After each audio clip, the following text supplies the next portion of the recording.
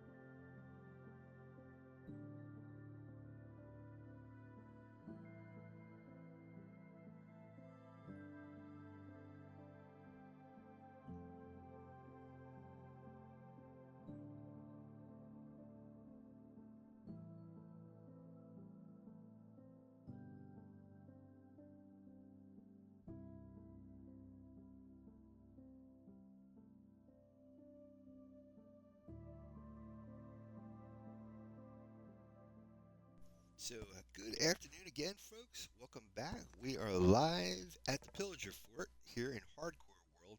So sorry I haven't showed up Monday or Wednesday of this week, but we're here now. Yeah, I was feeling kind of under the weather, and I definitely had, with whatever energy I had to get out there to do my ride share. So, but I'm here today, and I was thinking about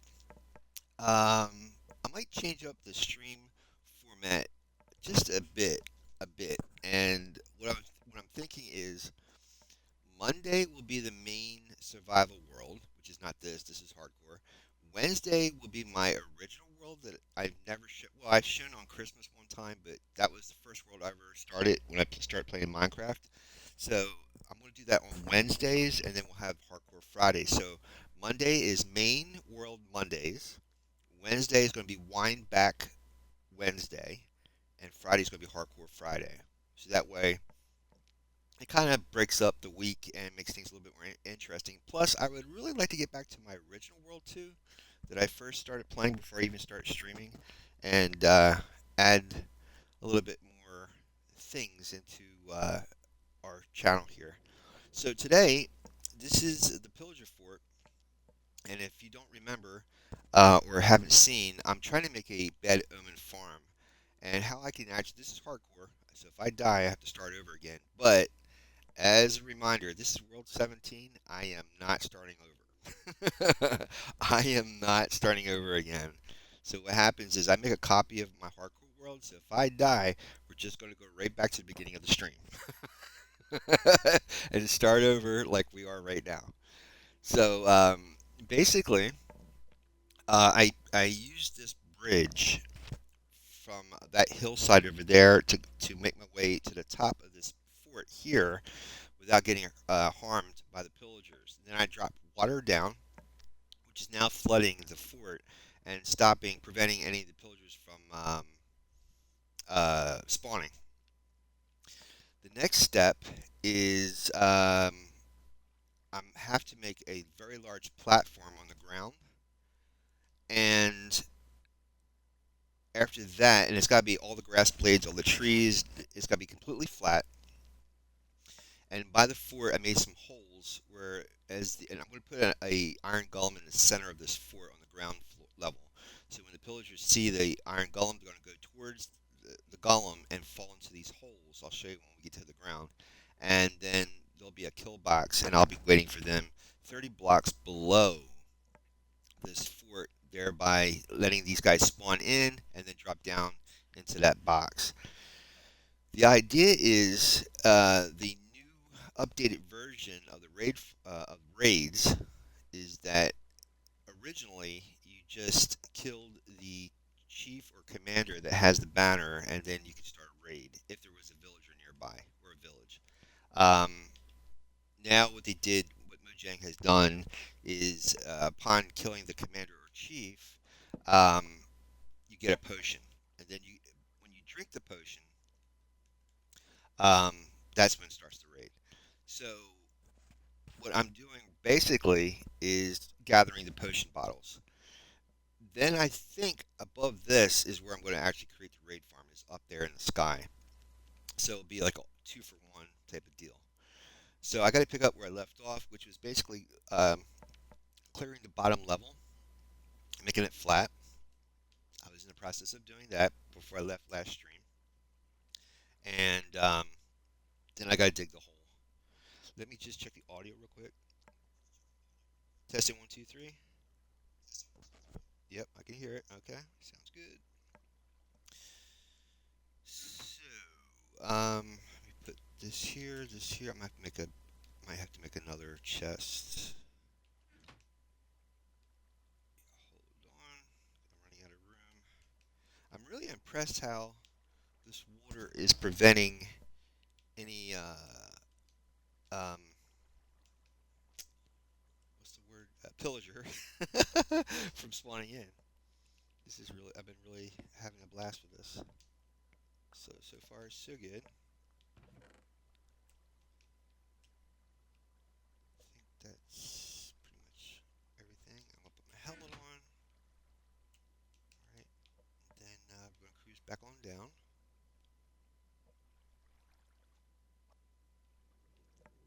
Oh, I wanted to show you whose um, whose idea this was. So this is by a Minecraft creator on YouTube.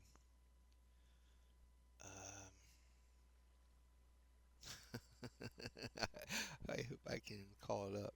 Give me a second here. Minecraft Bed Omen Farm. I want to say Mine Plays,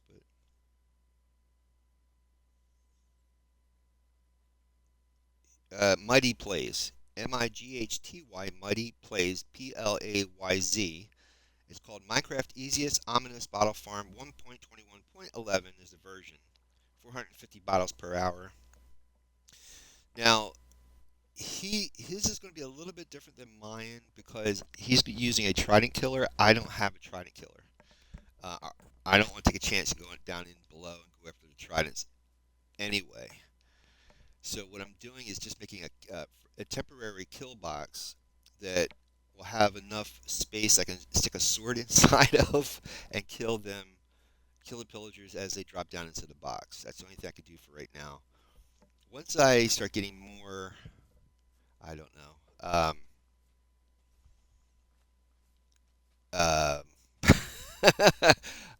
potions, I don't know, stuff that I need to protect me.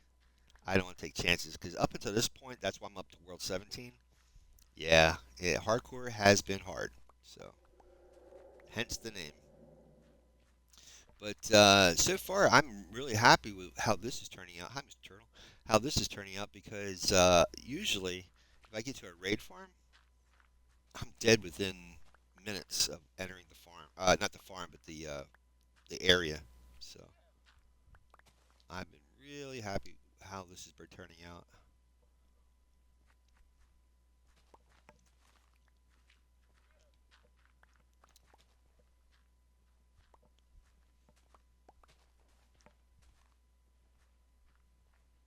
Sorry for zoning out, but I haven't played this like in over a week or so, so I'm trying to get back into the mood.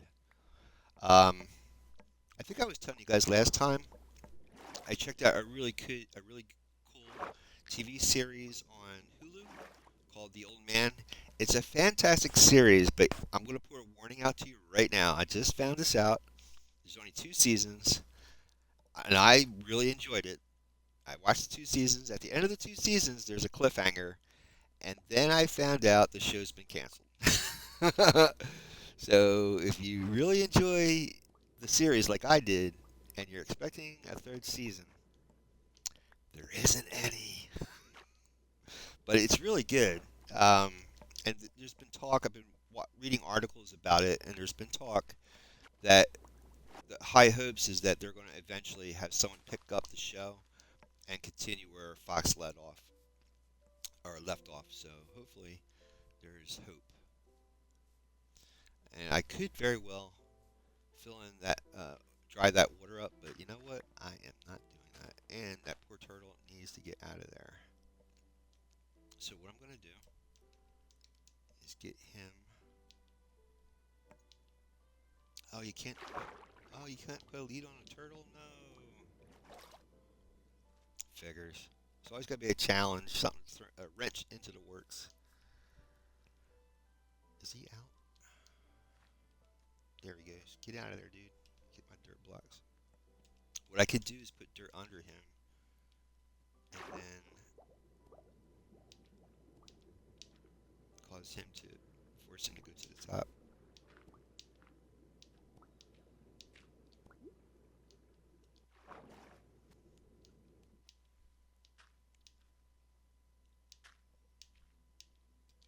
He's gonna go into the water anyway.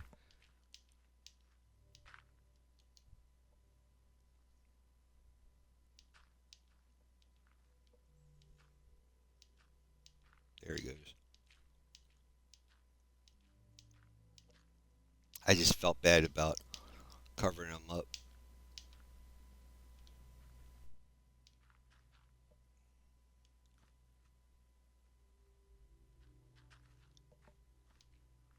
Oh no, he's gonna go to another thing of water, isn't he? Ew, no, no, no. Oh.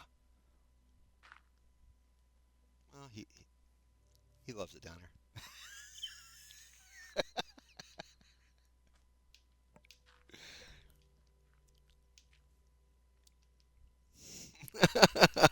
I don't know what to say.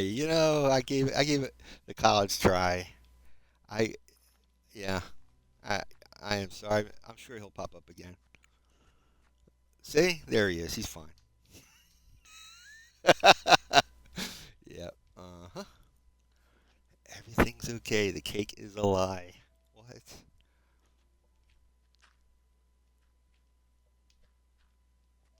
Yeah, this is the perimeter right here.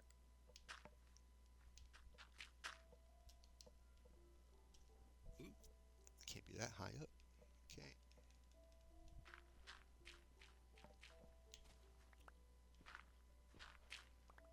What I should do is put it right here. Then I know.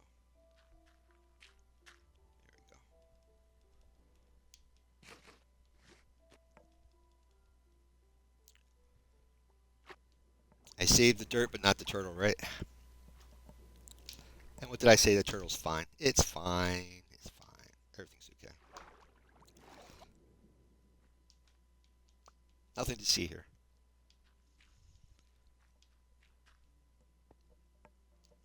And I got to go straight out this way. Now, here's the thing. The reason why I am using a diamond shovel. I mean, I definitely want to do that, but if I don't have mending, I don't want to use it yet. But, oh, wow. You found your way out, didn't you, dude? That's amazing. Guess what? If you don't get the heck out of there, bad things will happen. He's like, I need water. Well, there's the whole ocean over there, dude. There's the water coming from the fort you can use. Oh, no, now he's going to jump down. Come on, bud. Up and at him. Let's go. Let's go. There we go.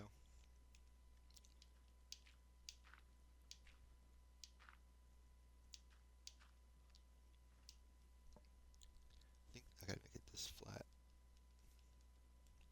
Gotta find the perimeter again. It's right here.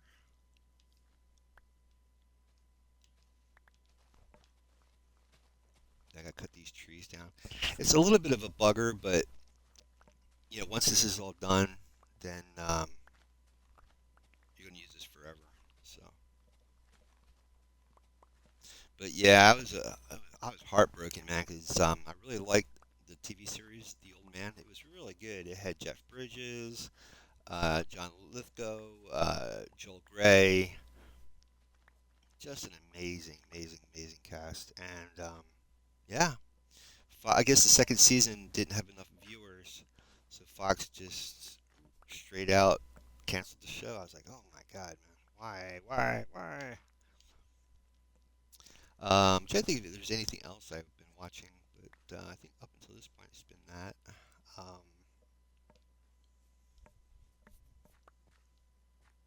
oh yeah, Star Trek, Starfleet Academy. That's been good. I've been watching that. That's on Thursday nights. That's good. I'm trying to think if there's anything else. Anything else? And we're right around the corner from watching Mandalorian and Grogu. That's going to come into the theaters very soon. And then Maul, Darth Maul, is going to have his own TV series starting April 6th. A lot of things happening, man. A lot of things happening. And I'm still waiting for President Trump to disclose the UFO information. I'm sure that's going to happen. But I'm a big believer in that stuff, though. But I really hope that something happens this year where all this stuff gets. I'm telling you, it'd be so. Humanity definitely deserves to evolve, to move on, because we've been. It's almost like the Matrix. We've been doing this thing forever. The same type of lifestyle of work, bills, savings, over and over and over again for a very long time. You know, and we can get to a society like Star Trek where it's like exploring the universe and exploring your own mind and you know expanding your education and everything's in abundance. It'd be amazing. It'd be really amazing. Um, I don't want to shove like religion or anything down anybody's throats, but there was a quote from the Bible in the New Testament where Christ says, "Heaven's right around. It's right here, right now. You just have to open your eyes. You just have to want it. It's right here, right now. Only one, only the only thing preventing you from experiencing it right now is you." Pretty much, that's what he was basically saying. So it's like pretty much get over yourselves, stop overthinking it, treat everyone with compassion, act like a community, and you'll have paradise on earth right now. That's pretty much it.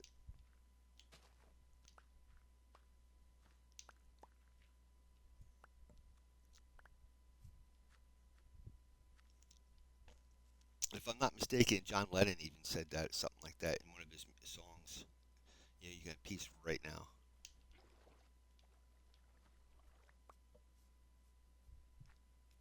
But you know what they say, peace is not good for business. I'm not trying to make jokes of it or anything like that, but it's pretty much how humanity has been existing for thousands and thousands of years. We come from a feudal state. It's kind of like if you really want to get a good understanding of how society works or social studies, watch The Walking Dead. Pretty much watch The Walking Dead. That's like a cliff notes of how human society is.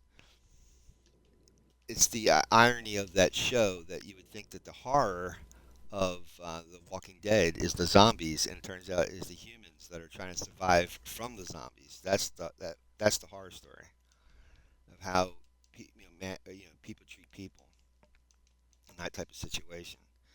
And if you go back into history in feudal days, um, before there was governments and police, and everything else. The way people would survive is literally whoever had the most weapons and the most money or wealth. They were the head of the town, and you stayed within the boundaries of that town if you wanted to survive. And that's what started the whole feudal system idea. Before it was tribes and people were like nomads and traveled the lands, but eventually when people start becoming farmers, that's when this whole feudal system started to come out. And then you would have invaders trying to invade those farms that had all the food.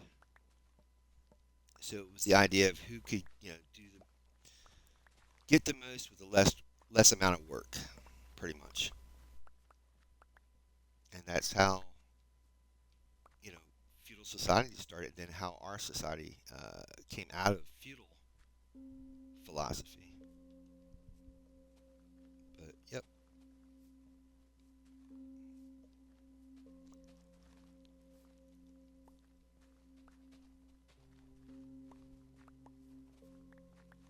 So sorry for the rant. It is what it is, my friends. It is what it is.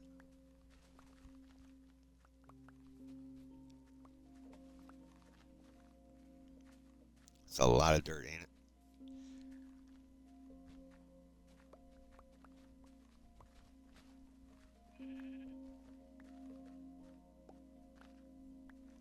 Let's see how far I gotta go over. Oh, good lord. Yeah, I have to look up the dimensions of this. If I'm not mistaken, it's 28. You're going 28 blocks from that hole.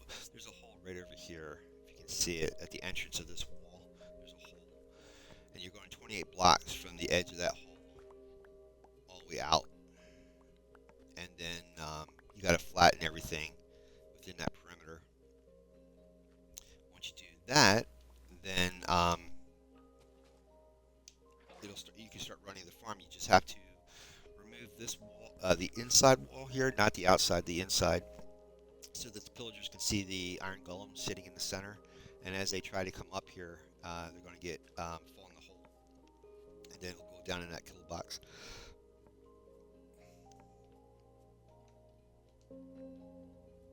And like I said, Muddy Plays, the guy who created this farm, he's using a trident killer, which is a very good method, but you have to have a trident. And I don't have one, and I don't want to. I don't. If I don't have to go in that water with that protection, if I don't have to, I don't, or need to, I don't. I don't want to. I've I found out the hard way how bad hardcore Minecraft is. You can't take chances or silly chances, thinking, "Oh, I'll just, I'll survive it." No, you won't. No, you won't. No, you won't. It's like a bunch of angry bees. Once you get these things started, man, they swarm you. It's hard, and there's no way out.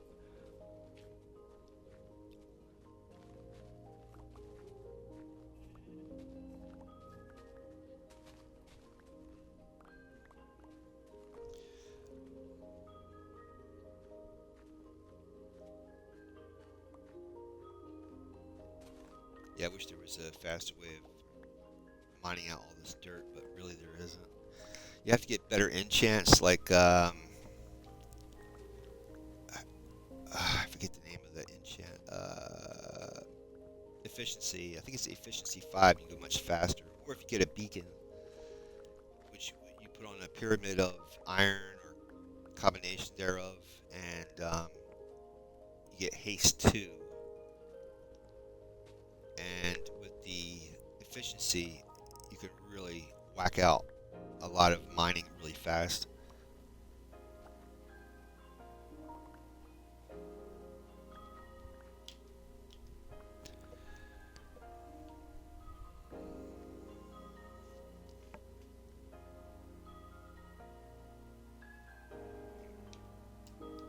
Just making sure I got picked up everything. Let me go drop this stuff off and then continue.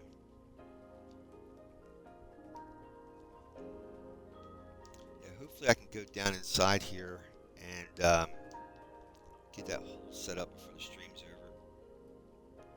The kill box, I mean. Once I shut this water off, yeah, those uh, pillagers are going to spawn in really quickly. So I want to make sure I'm away from here. Well, 30 blocks down from the platform here, so that I'm not in any danger. Yeah, I should. I don't know why I'm carrying all this dirt anyway. Yeah, I should just get rid of it.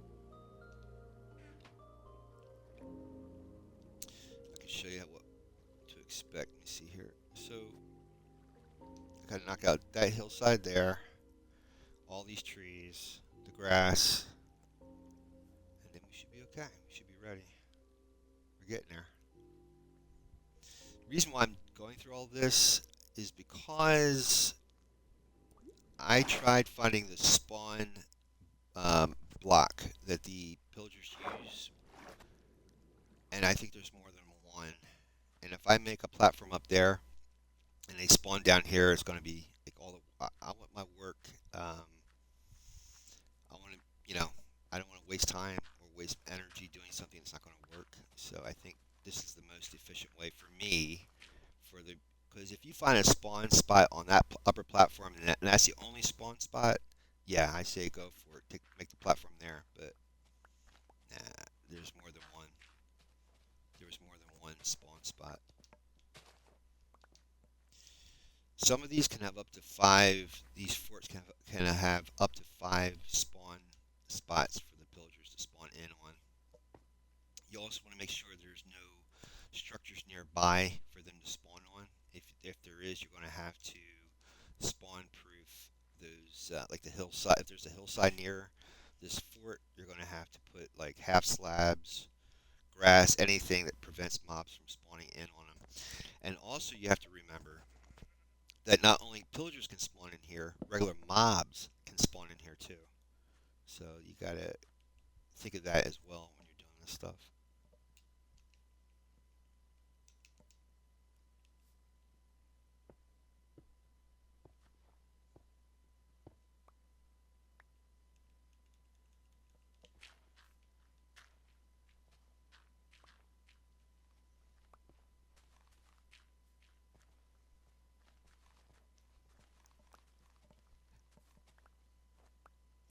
So there's a couple of games that have been coming out. Oh yeah, World of Warcraft. Midnight, early release of Midnight is just opened up, so you can start that right now.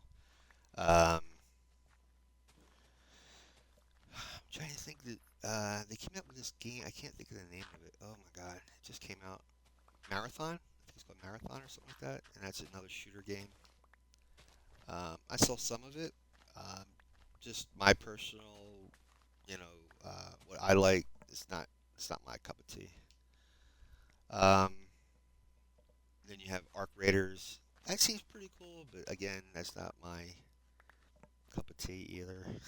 I'm very finicky, like what I like, and hey, to be honest with you, like I said, when I was growing up, and there was just Atari and in, in television games like that, or companies like that, you had 8-bit characters. So to have real life type of characters that's and worlds compared to just little tiny like little pixels, yeah, this is really cool.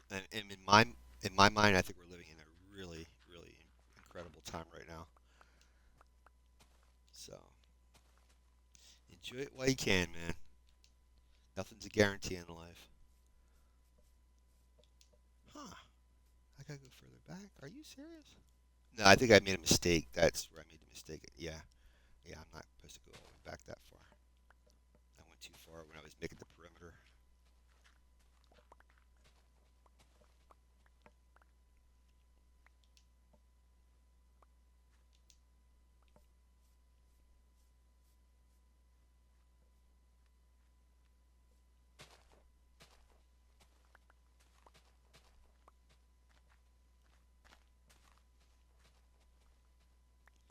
Yeah, sorry for not being super talkative today. It's just I don't know if I had a flu bug or it was just allergies or what, but man, like a sinus infection. But man, I had such horrible headaches this week from my sinuses, and I just feel exhausted today.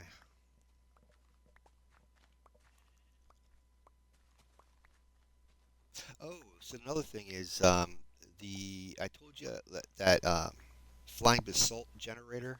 I'm actually making blueprints for it, so you guys can download and make it yourself. So I'm in the process of I'm doing it by hand. You can actually do it like if there's software that you can copy your builds, and this software will break it down, like all the materials involved with it and the blueprints of it. I'm just doing it old school because I need practice on how to use graph paper. I'm trying to do isometric drawings on regular graph paper. It's hard to explain. I would go onto YouTube, look it up, how to draw isometric drawings using graph paper, and you'll see what I'm talking about. There is isometric paper, but I'm not using it. I'm using regular graph or grid paper, and it's pretty cool. Let's say you have a wall that's 6 blocks wide, and you want to put it because isometric is turning your objects 30 degrees. On the left and right sides, you want to turn it 30 degrees. So it's almost like looking down on the object. If you've ever seen car drawings, that's isometric drawings. They're like you look at the camera's facing down and the car's angled in a 30-degree. How can I say that? Turn, a 30-degree turn. So grid paper is completely perpendicular and vertical. There's no 30-degree turn, so you have to give the illusion that it's turned in 30 degrees. And how you do that is, like I said, let's say the side or the wall is 6 blocks wide. Then you count. You draw a vertical line. Let's say it's 5 blocks high. You go vertical line 5 blocks high, go over six, and then up three, which would be half the size, half the width of the wall. And you go up 3 grid blocks, and that'll give you a 30-degree angle. And I was a little like, really? And I tried it, and it's pretty darn close to 30 degrees.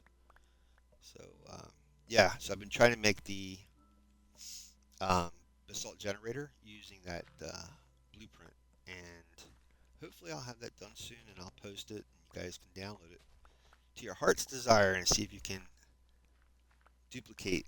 Well, you don't even have to do that. There's the guy I follow who made that generator is Bedrock Observer. Bedrock Observer is a Minecraft content creator on YouTube, and if you look up Flying Basalt Generator, you will find the video that I'm using. I really hope I'm doing the right thing. It looks like I am. Yes. I don't want to be digging for nothing. That would be make me very angry. Okay. I'm trying to think of anything else. That's pretty much it. Um, like I said, I apologize. I just feel exhausted. The weather. So the Northeast, I think they're getting another round of snow this weekend. So for those of you that live in the Northeast, I highly recommend watching Ryan Hall Y'all, and he's been updating the weather map for the next 14 days. But we will eventually, in the next week or two, start experiencing warmer weather, and spring will be arriving. So, but having said that, because this high pressure system that brought that Arctic air down, might be causing tornadoes in the spring. So be prepared for that one, though. It's been some really crazy weather patterns, but we'll get through it. Humans been on this planet for a very long time. We got through. I'm sure there's been other crazier things we've gotten through, and now we got technology to back us up. So hopefully we can put it to good use. And they were showing all the people making snowmen in Central Park from the last storm. It was pretty cool. If you get a chance to watch that, uh, that's pretty cool. That's kind of one of the things I miss. Uh, is is actually experiencing that, but I tell you, after the storm's over, then you got to deal with the cleanup, and then that snow stuck with you until it warms up, and then it floods. That part I don't miss, but the initial storm and then playing in it for the first week, that's a lot of fun. But after that, yeah. In the Northeast, I'm from southern New Jersey by Philly, and winter starts around October 31st and doesn't stop till June 1st. And that's I'm kind of burnt out when it comes to cold. I like skiing. I like visiting snow. I don't like living in snow. But yeah, it's a thing. Let me see if I can go down here and steal that chest because I need more stuff or more chests. Oh, I guess that's their planks and the other one's not. There we go. Now we can make a carrot farm. I'm just afraid if I broke that and all that stuff starts flying everywhere. Yeah, I didn't like that idea. The glass panes right here, that's to find the spawn spot. It's usually 2 blocks from the stairs. But like I said, they were spawning other places too. So that's what made me start to do what I'm doing now. Let me see if I can put this here. Drop these in there. Sorry for the clicking if you hear that. Yeah, let me see if I can. Ooh. Each horn has a different musical loop. This is the first time I've ever heard this one. Let me see what it says. Yeah, huh. It doesn't tell you, like, I don't know how you would know the difference. Let me see. Ponder. That's the name of this tune. Ponder. I like it.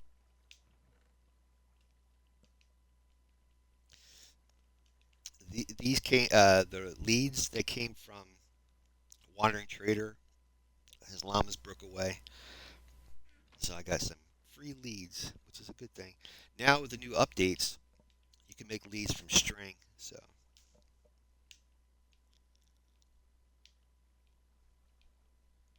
well, I tell you, it makes you wait till the last possible minute. There you go. I've been really enjoying GTA 5, man. All the stuff Rockstar added to the game has been so much fun, man. All the different businesses and ways of making passive income. Because I like role playing, you know, and it's kind of like that because it's like you're participating in making these businesses work and stuff like that. It's been a lot of fun. I don't, I don't recommend that type of lifestyle in real life, but as far as the game's concerned, it's been a lot of fun. It's been so much fun.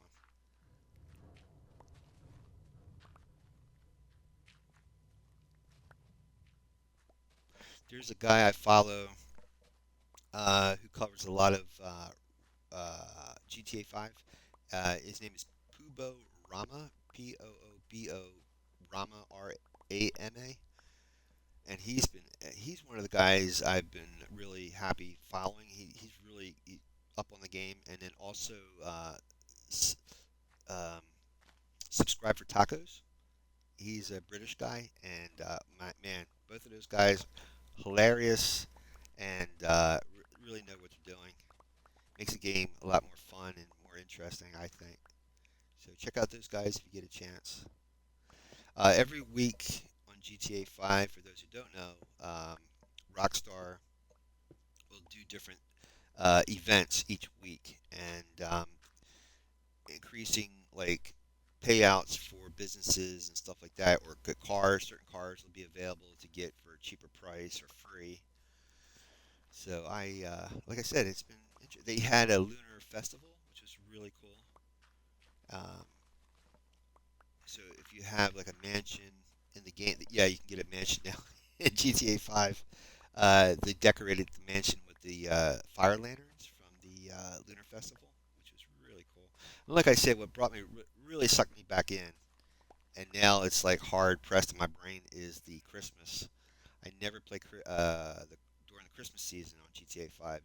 Man, They put snow everywhere, decoration. It was just like World of Warcraft. Made me so happy. So now they definitely got me back into playing the game again. It's been so much fun.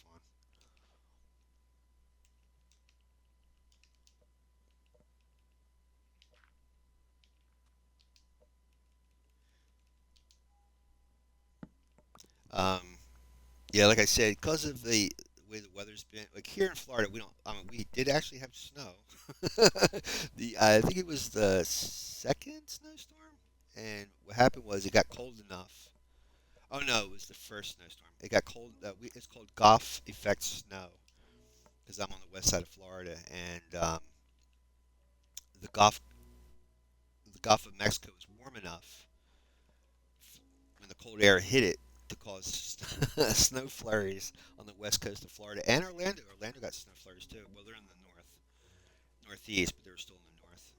And yeah, we all experience snow flurries here, which is, I don't want to sound bizarre. I'm sure you guys in the northeast don't want to hear anything more about the snow word, but it was just so nice to have a little bit of that again because I don't have money to travel going back and forth to the north or anywhere in the states, so to have that here without having to go look for it was kind of nice. That's the reason why I'm living here. That's why I moved here to get away from it. So, I mean, you know, like I said, I don't want to be 6 months with it, but yeah, I do like it.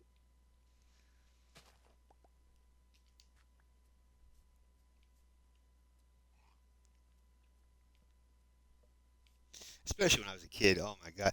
Oh, I was watching this in Central Park.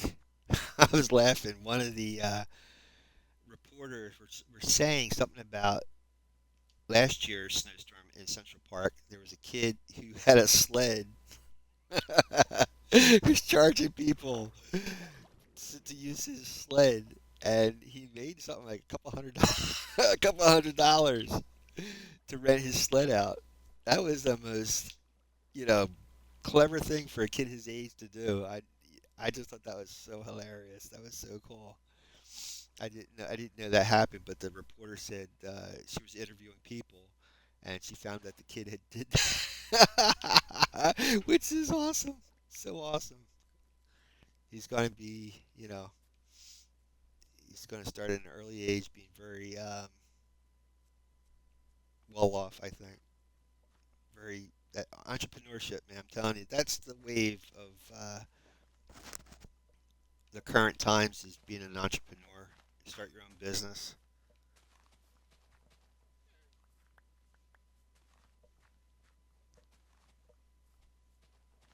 Anytime I think of that, like I tell my customers, because I'm a full-time rideshare driver, is that when I think of the word entrepreneur, when I was a kid in sixth grade, we had a bake sale, and you had to record all the materials you needed to make the cakes, how much they cost versus how much you're charging, so that I think it was a social studies project, but we actually had a bake sale, and but it taught us, what it was to run a business, and anytime, and that stuck with me all these years. Anytime I think of entrepreneurship, running a business, I go right back to that bake sale in sixth grade. I remember that so because I was so shocked of what's involved with it. I never knew what was involved in a business and running a business, and the first time when I found out, I thought that was so cool.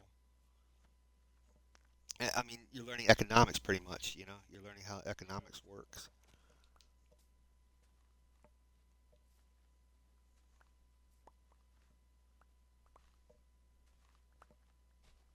The other thing is, certain stores where I live at, they're eliminating pet. You can't. They're not accepting pennies anymore, and I think the mint, the federal mint, is not making pennies no more. So they're going to be collector items. So there are apps. If you get a chance, look up coin apps that will verify the authenticity and uh, current value of that coin because they're going to become collectibles once the federal mint stops manufacturing currency altogether. All that stuff is going to be collector items. I think a lot of money, currency is going to go virtual, and paper and coins are all going to go way of the dinosaur.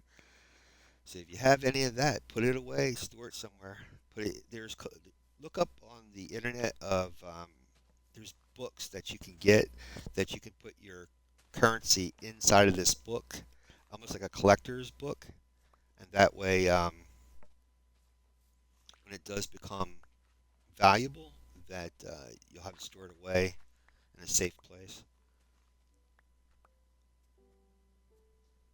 Back in I think it was back in the '60s or the '70s is when they stopped manufacturing like a $2 bill, 50-cent pieces, silver dollars, all that stuff. Yeah, they were highly collectible.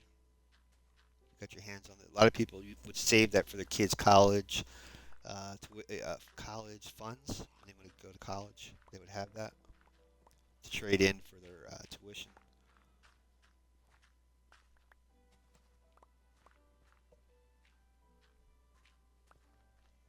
Yeah, I think my shovel's ready to break. I gotta go buy another one.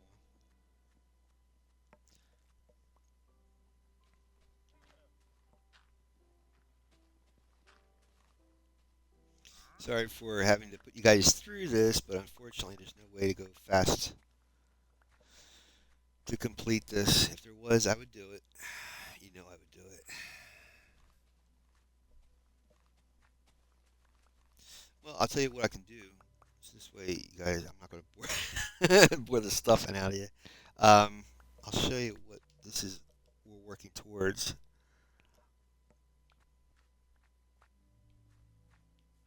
So basically, these holes. I'll find one over here. Maybe I have to go underground here. I don't know. This goes all the way. No, it doesn't go all the way in. So they're going to drop into this hole, which leads down to. Oh boy. Might as well just knock out this thing here.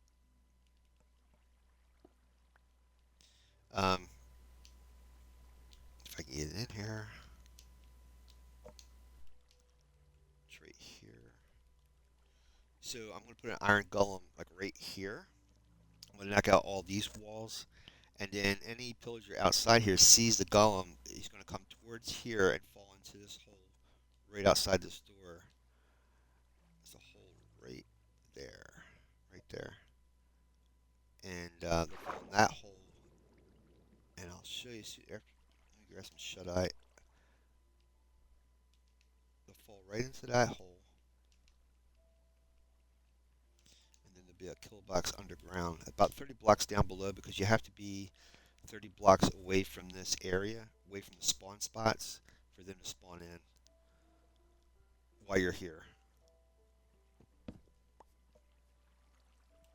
Now, if I had a trident killer, I could just stand above, like go 30 blocks in the sky, but I don't have a trident killer, so you come down here. I think it's like 3 blocks down, and there's the holes. You make like a cross. You do 9 blocks out to the hole, and then these water channels will flow to the center, and I'm going to dig straight down for 30 blocks, and there'll be a like a little mini base down below where I'll pick up anything these guys drop, and we'll get our potion bottle, bad omen potions, and then I'll have to next week probably make the raid farm next, which will be above above the roof here. So not only are we going to have um, this potion farm, but we'll have the raid farm here too. The idea is I'm trying to get Totem of Undying. Once you get that, no matter if you get killed, you won't die the first time. You get like an extra life if you're holding that totem. Because I know once I get into the Nether or the end, the possibility of me dying goes up drastically, and I want to make sure I am totally safe. I don't have to restart anything. After 17 times of restarting this hardcore world, I'm pretty much over it. I'm over it. Trust me, I am so over it.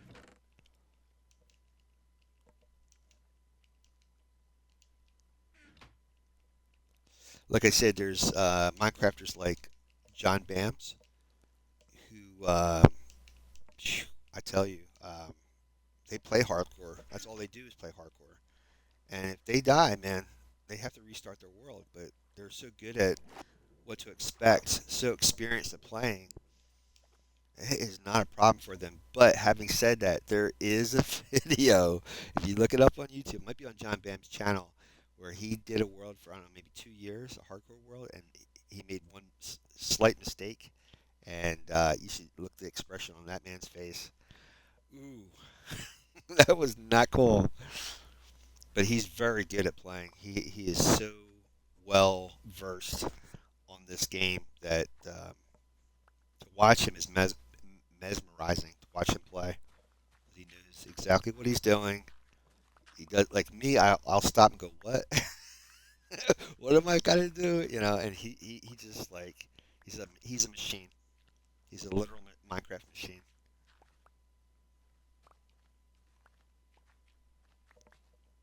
Now there's a lot more Minecrafters that I followed up to this point that I highly recommend you guys watching.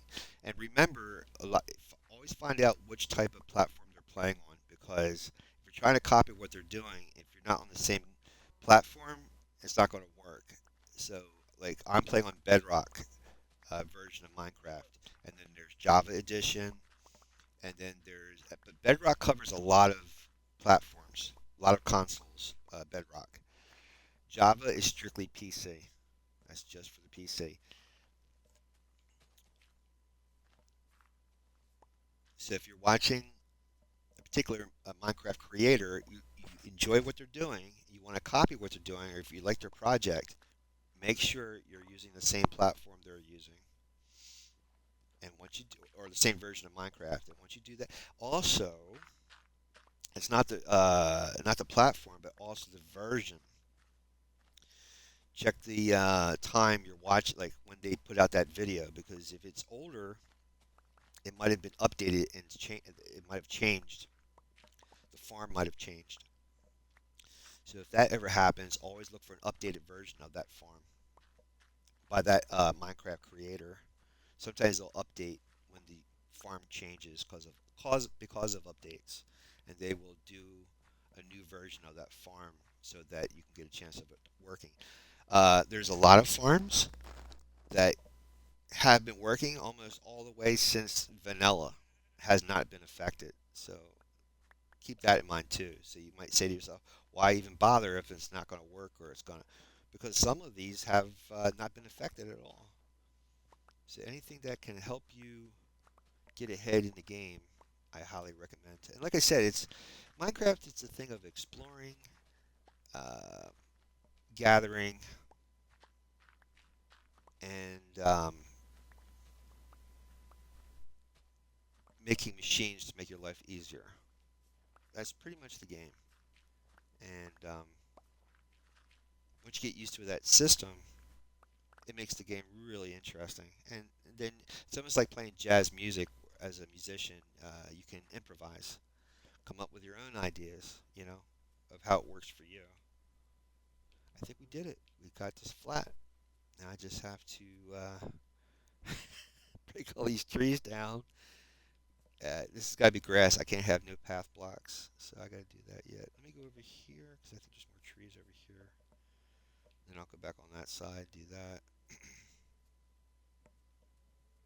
Do I have? Yeah, I got.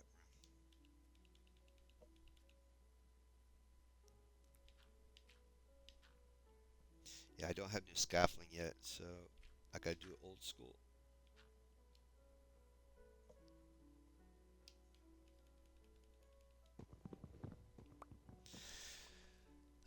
Trying to think of.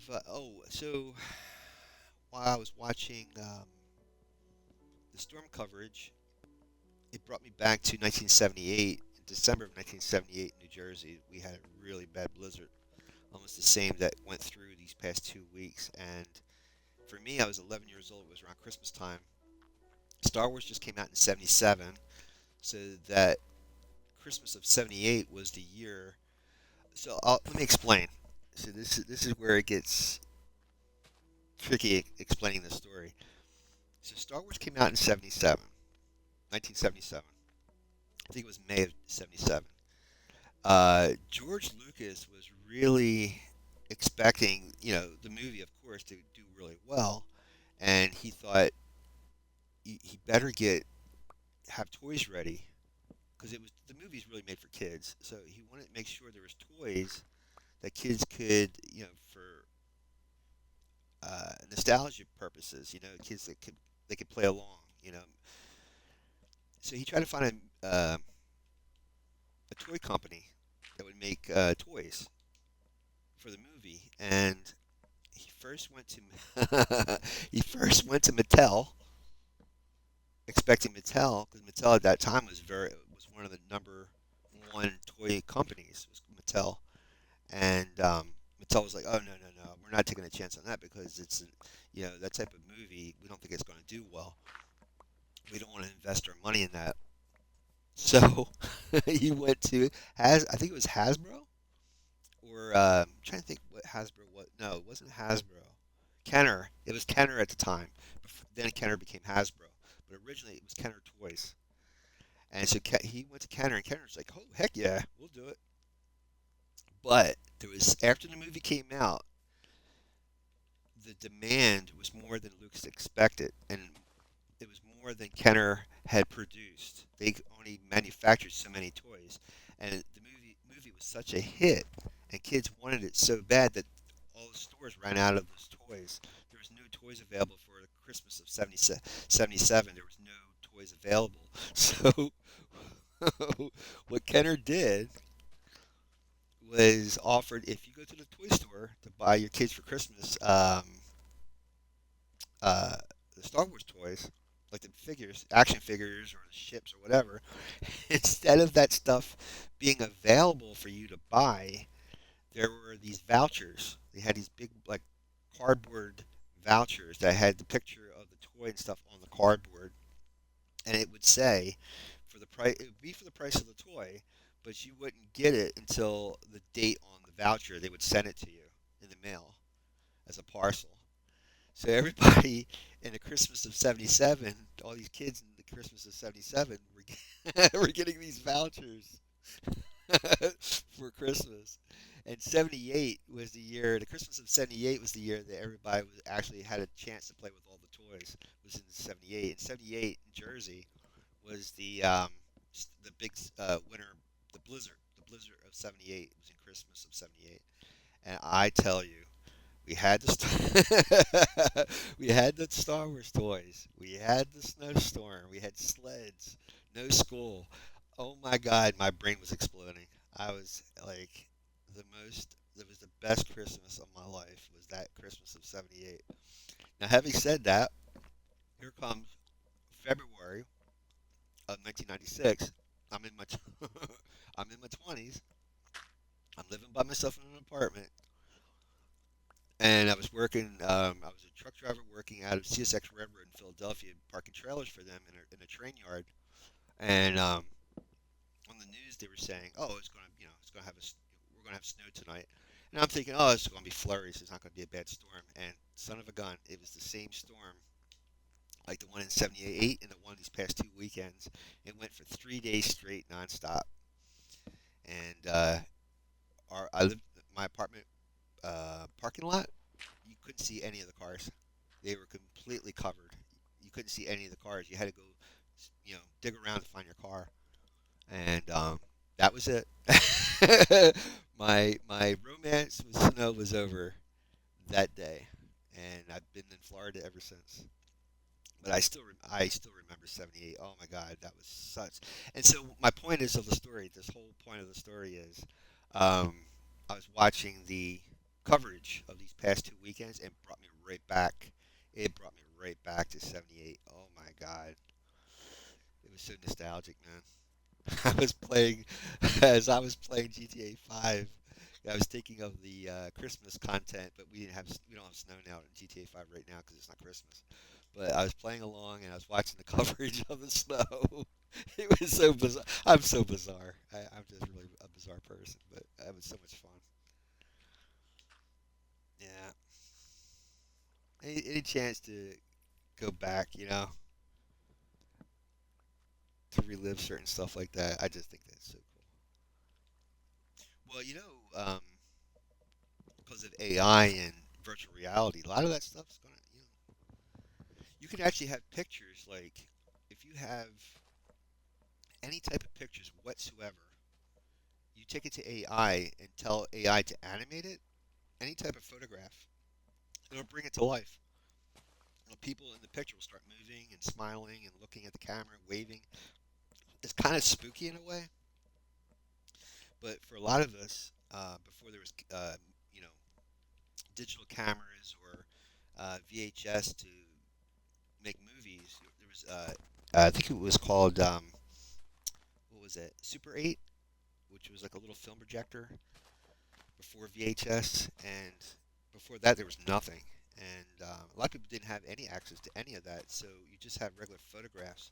Well, with the help of AI now, you can have all those photos that you wished were movies. You can make them into movies now, which is really kind of bizarre, but cool at the same time. Very, very cool. I saw the AI, like these different TikTokers are taking like actors now visiting their younger selves from like 30, 40 years ago. I think that is so cool. So very cool.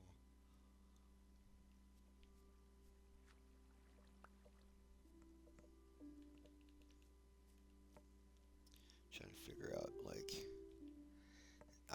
I'm trying to think of a fast way of doing. There is no way like fast way of doing this. It is what it is. Just have to bite the bullet. And just do this. It's gonna be worth it once it starts working. This is all gonna be worth it. But ugh.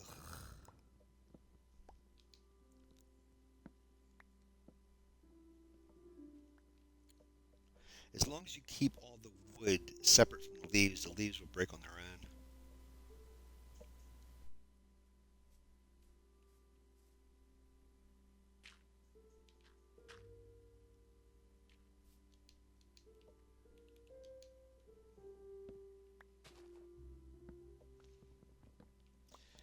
I find it kind of surrealistic. I'm in hardcore. Like this is the hardest type of Minecraft to play, and we're like only a few blocks away from that fort, and we're not getting attacked.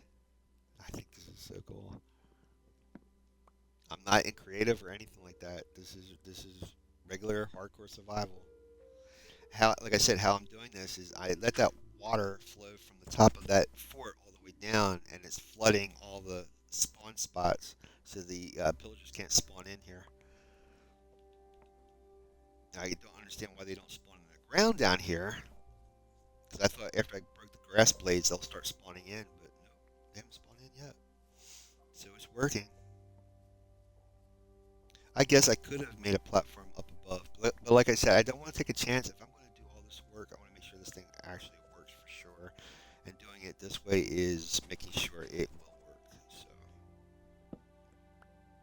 because I tell you, before I tried to see if they were spawning on the upper platforms, and they weren't. They really weren't. So I don't understand why they're not spawning now. You know.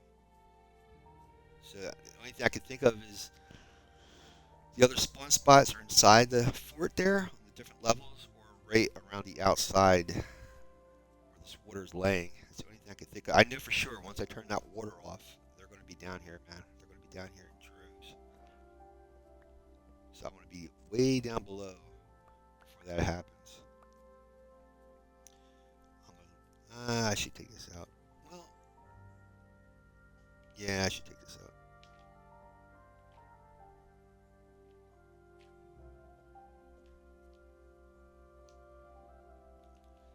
'Cause like I said, they could spawn on this tree. I don't want nothing taking away from our farm.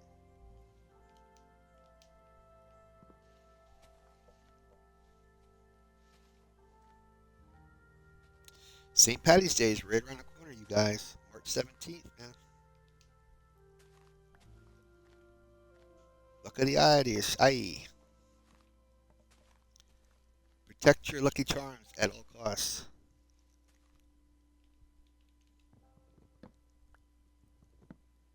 As they say, it's nothing at all, at all, at all. Top of the morning to you, Chief.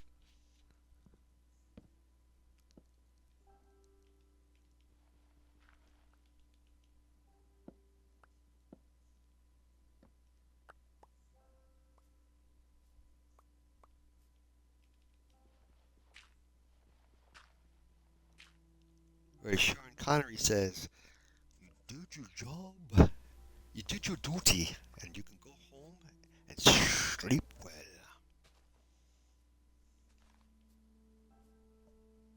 That's from Untouchables. Francis Ford Coppola movie, The Untouchables. I think it's Coppola did that. Great music too, and that musical score in the Untouchables.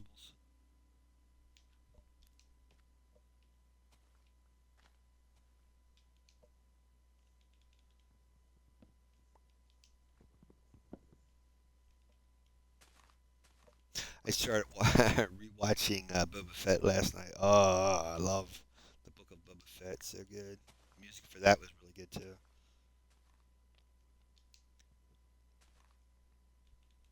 I can't wait for them for Lucasfilm to somehow bring like Captain Rex, the clone troopers, Bad Batch into uh, live action movies. I think it's gonna be so. I love to see Tamara Morrison do all those do all those clones. That would be so cool. Um, I watched the Clone Wars series, the animated series on. First, it was on Cartoon Network, and then it went somewhere else, Disney. And if you get a chance, man, watch those series because that would get you so deep into the Star Wars lore.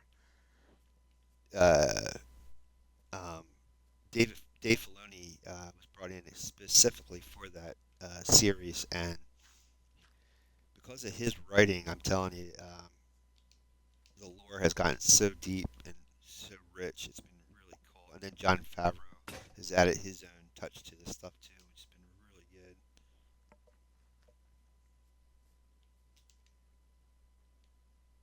I never appreciated the clones until I seen that series. Once I've seen that series, oh my God, it was like watching Band of Brothers. It was so amazing.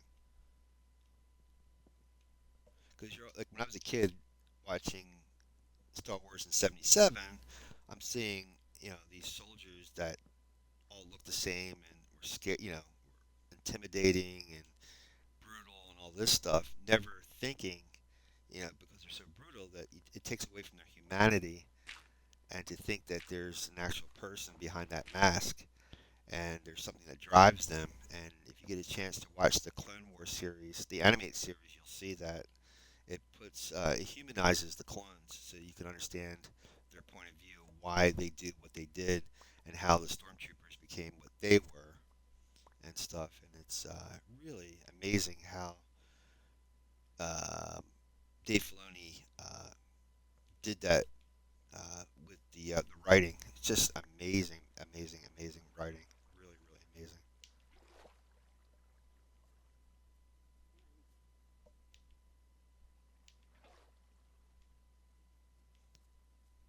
I'm hoping one day, once I get my act together on doing my animations and comic books, that I can reach that level of writing because I love storytelling too.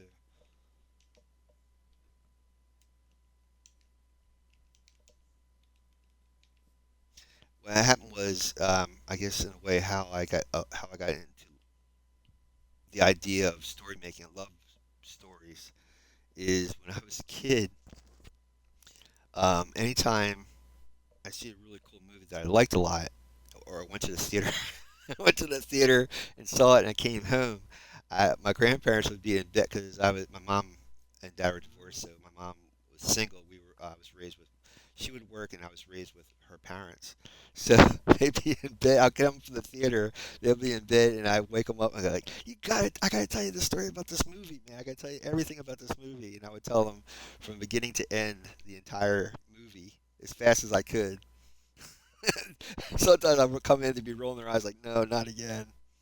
I'm like, "But you gotta tell you, this is like, you know, until this movie came around, life didn't exist. You gotta hear this." And ever since then, I guess I got into I like the idea of telling stories. So there was also, if you get a chance on YouTube, there's a channel from PBS from the late '70s into the early '80s called the Bookbird and I believe the guy's name is John Robbins, and he was an English teacher in North Carolina that did the series on PBS called Bookbird, and basically he was also an artist and a sketch artist. So he would tell a chapter of a particular book for kids, and like Call the Wild or you know Mark Twain books or whatever, and he would do a scene. He would actually draw the scene as he was doing the voices of the characters of that chapter. It's very if you get a chance to watch it, it's very it'll suck you in. It's very how to describe it? Hypnotic. It's really cool. So get a chance. It's called The Bookbird on YouTube from PBS. Also Mark Kistler, of course. I can't say John Robbins without Mark Kistler. Mark Kistler is a comic artist who does his art's very similar to Dr. Seuss, and he did a series on PBS called Secret City, and then in the '90s he did Imagination Station. And if you get a chance, he's on YouTube. He streams almost every day. I think he streams every day. Mark Kistler, Kistler, and I, s- I dabbled in sketching before I watched Mark Kistler in '85 or '86, but I didn't really know what I was doing. I love pushing the pencil around, and after watching his show, he teaches kids basic principles of art without getting technical. So after watching his shows, without knowing it, you'll start understanding perspective, uh, value, all kinds of stuff. And like I said, he still streams on to this day on YouTube, and you can watch him every day. And also Aaron Blaise, Aaronblaise, Aaron Blaise, and he was an animator for Disney, and he streams every Friday for an hour live streaming. All right, I think we did it. Knocked all the blocks. This is completely flat. I got to make sure this is all dirt blocks, unfortunately.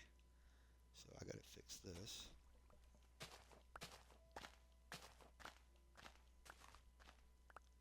You can't have path blocks. Believe it or not, like the stone blocks, yeah. Path blocks, no, because they're a little bit. See how it's a little bit not as tall as a dirt block. That's why mobs won't spawn on path blocks. So if you're trying to protect an area, make path blocks, and mobs won't spawn on them. I did this so I knew what the perimeter was that I was digging out.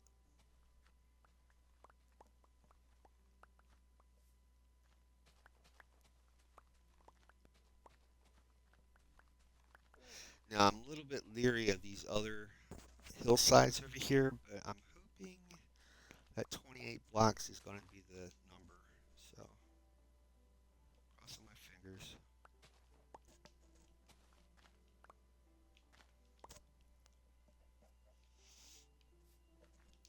I got to fill all that in with dirt, but try to get these path blocks out for now. Like I said, I got to go down 30 blocks down and make that little kill box. That's everything. Okay. I'm excited. I really want this thing I'm thinking I'm going to make a tunnel that goes from where that bridge starts to here. That way we're not in danger. I'm hoping.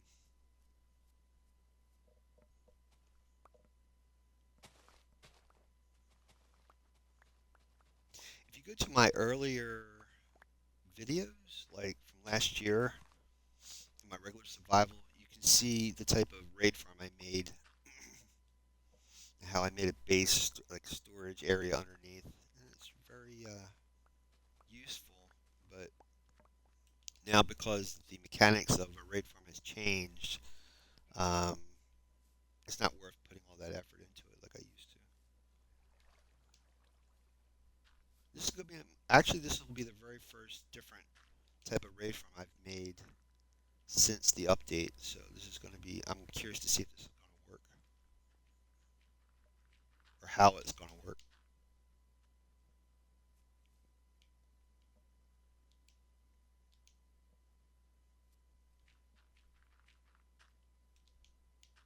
Yeah, I definitely have to make a trident farm. But like I said, if I start getting totems of undying, then I'll go after the trident because I don't want to take any chances of getting whacked by a drowned while trying to farm the tridents.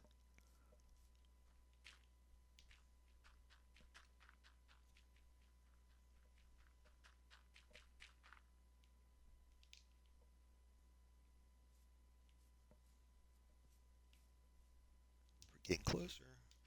See what time it is. Doing good.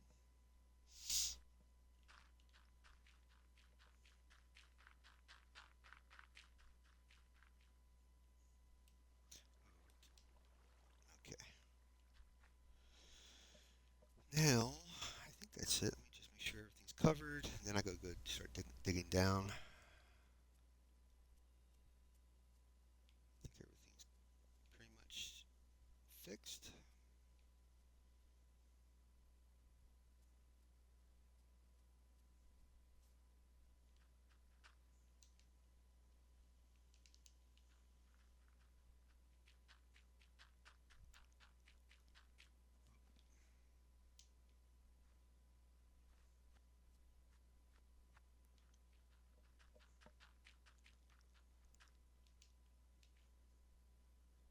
think that's it.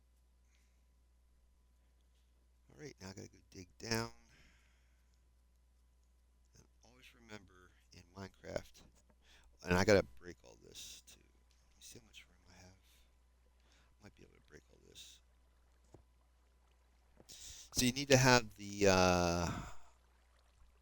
what's that called? The path, site path unblocked from any character in order for this trap to work. Um, so the pillagers have to have a clear view of the golem sitting in the center for them to come up here and fall in that trap, fall in the hole. You don't have. I mean, you could knock this whole thing down, but what I'm hoping on doing is I might have to knock this all the way down, but I'm hoping they don't spawn on the top. But yeah, just have to wait and see. Because if I could keep this thing without having to break the whole thing down, it'd be great.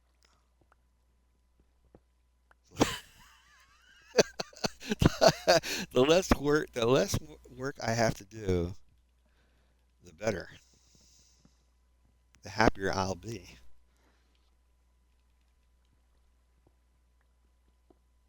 I'm surprised it's dark in here. I'm surprised new mobs have spawned in. But like I said, there's water running, so maybe that's a factor. Because it's dark enough for something to spawn in here.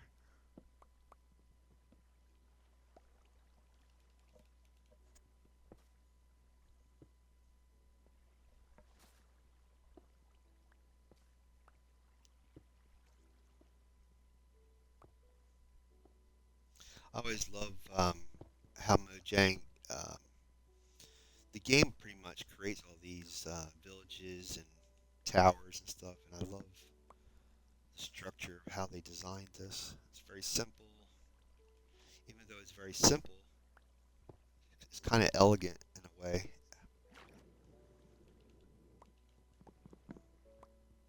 I grew up with model trains, so I'm so fascinated with models and miniatures. Gotta be careful as getting near sunset.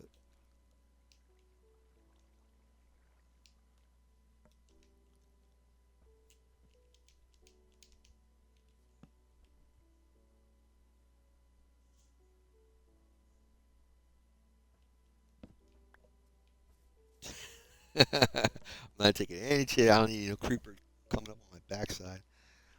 All right, go.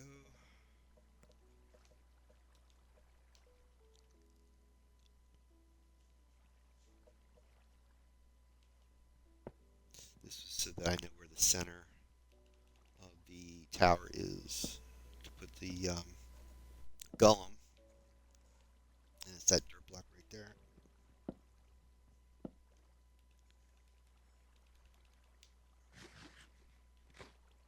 I'm gonna have to start putting this stuff in the chest because I'm running out of room.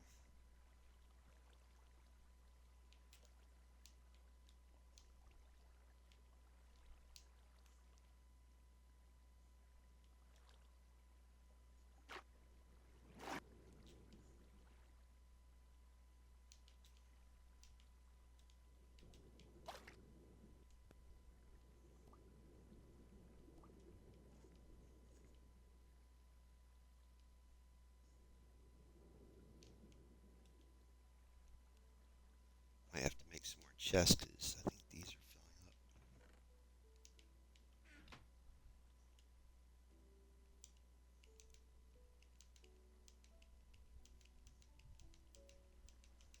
Yep.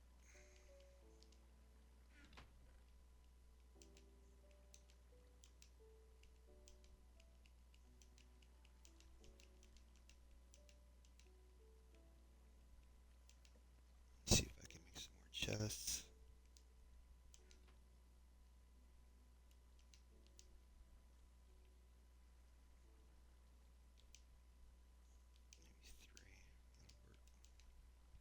That'll work. See, that's how storage begins. This is pretty much how your storage begins is simply trying to retain everything that you're doing or collecting, I should say. Right? And continue on. I should have took those chests, but it's okay. I'm gonna need those chests.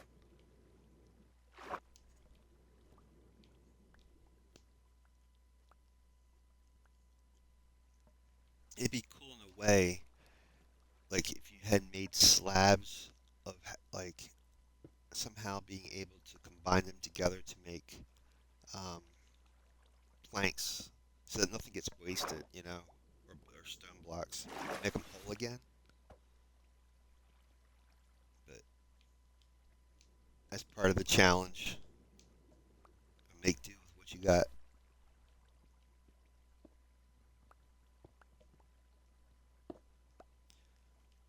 So I'm gonna dig down and then go all the way down. So I have to dig this out too.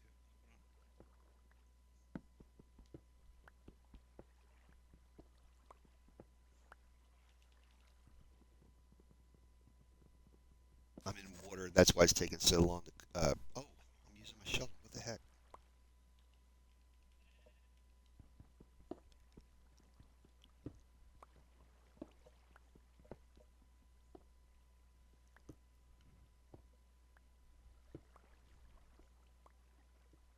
All right. I got that all done. I just have to go down and dig the hole, kill box. I should put some torches here just to be safe. I don't need anything coming down on top of me when I'm down here. All right. So what I'm gonna do is go down 30. So we're at 61. So it'd be like 90, 91. And you know something? I'm gonna have to probably plug up this hole because I don't want to drown, and I don't need nothing coming down on top of me. All right. Always remember. remember when you're digging down, you want to do it crouched over one um, block. Never go straight down a single block because if you accidentally punched out a cave and fall in lava, that's not going to be good. So we got to get down to about 90.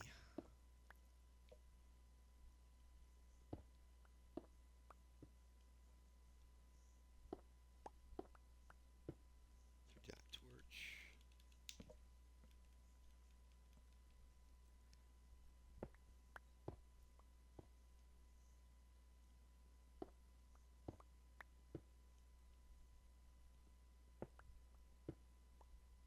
Should have another pick. Yep. Thank you.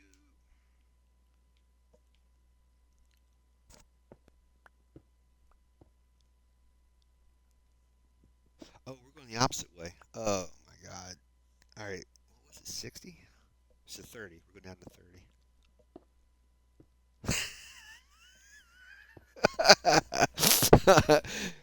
And if you can believe it, I was a sailor and a truck driver. Yeah. I know exactly what I'm doing. I'm a professional.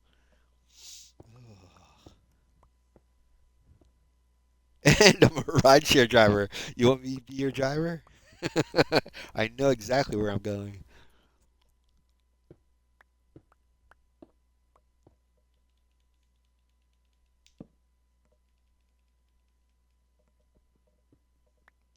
Now, in order to get back up, I should have used a ladder, but I will. I should go back up to get those chests though, because I'm accumulating too much stuff now. Okay, so this is pretty good. What I should do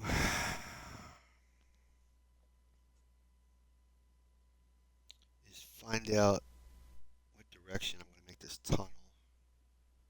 Let me take crud. I thought I had dirt. Darn it. Well, I can go straight down now because I know um, there's nothing down here. So yeah, I'll go. I'm gonna get lots of. I'm gonna collect all that wood I gathered and make ladders. I know. I know. All right, I'll get the. Oh my God, it's a big vein. I mean, it's good, but it's like it's taking my time. It's eating up my time. I'm gonna be digging this thing out and not worried about digging up coal. I'm thankful. I'm all thankful for it. Yes, yes, yes. I'm very thankful.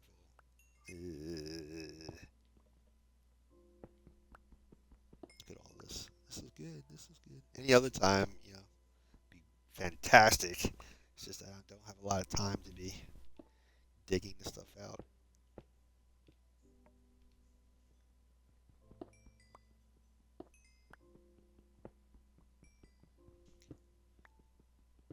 I should be crouched because if I forget where that hole is, am I good? Yes. Okay. The reason why I'm filling it back up is so that mobs don't spawn in here.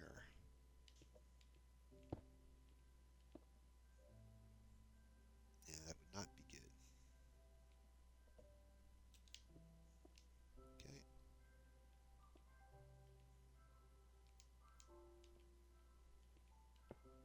Just work my way back up. I'm gonna get the wood, make some ladders, find out my coordinate. I need to find out which direction I'm gonna tunnel out because I don't want to be on the surface when I come in here. All right. Gather the wood and get the coordinates.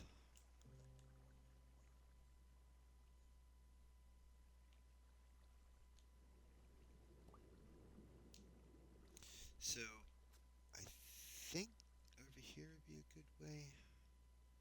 But see, it's kind of on a diagonal, and I don't want that. Let's see.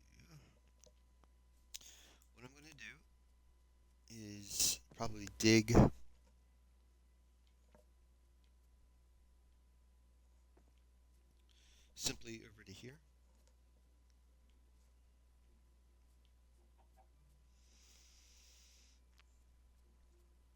So this is, well, I should actually dig like here, away from that channel. So this is 690 something. Go out to 846 by, I really should do it from over there. I don't want to keep digging though. So this is like 660. Let's go 660. That's a good number, right? 660. Grab a little shut eye. Gotta get some more of that wood.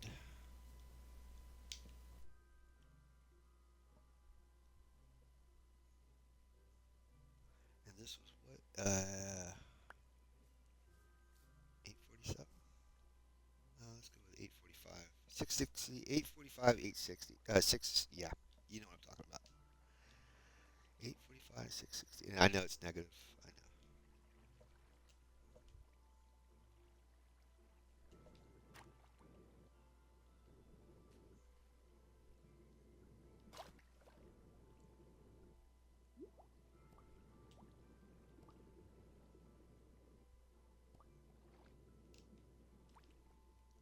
Alright, and I'm going to pick up extra wood, put this stuff in there.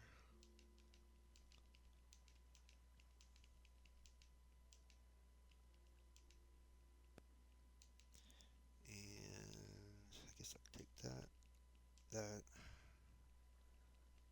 that. Probably this. Maybe the steps too. Why not? Oh, I need slabs. Do I have a crafting tip? Yes, I do. Okay. Grab more.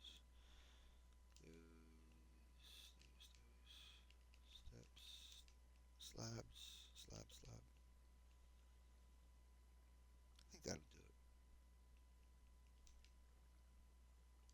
Alright. Negative 845 by 660.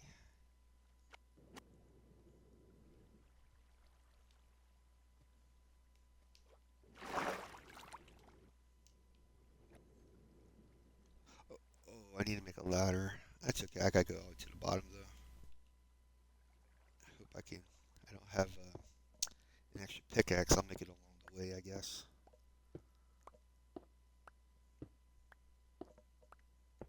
But the thing of it is, anyway, this is going to be the drop shoot for these guys, anyhow. So, I gotta fix it so the water comes to the edge. But let me dig out the base first, or down here, and then you know what I'm saying.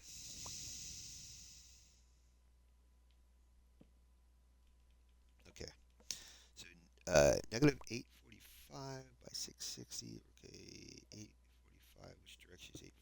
It's gonna be over this way.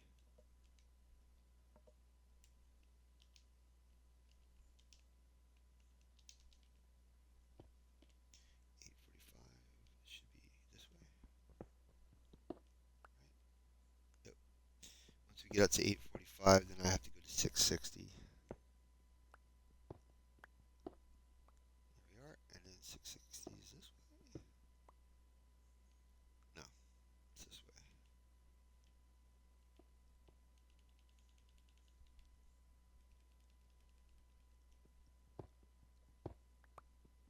Yep. So we just keep going out here till we hit 660 and then go up to the surface. And this is going to be our tunnel to the base. And I got to make the down in here a little bit wider. Go have to make more torches.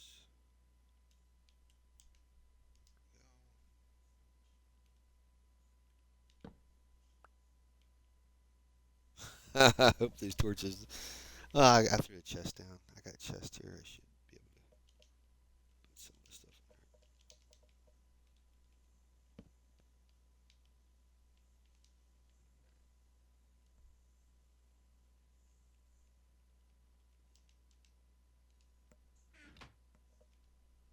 So out to 660.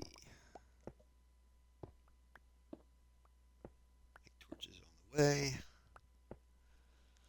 As long as we have, as long as this is lit down here, they shouldn't spawn this tunnel.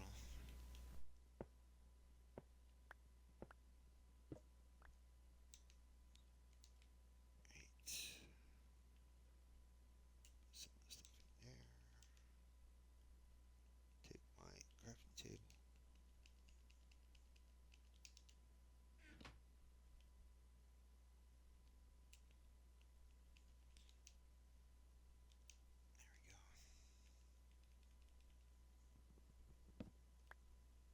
Nice.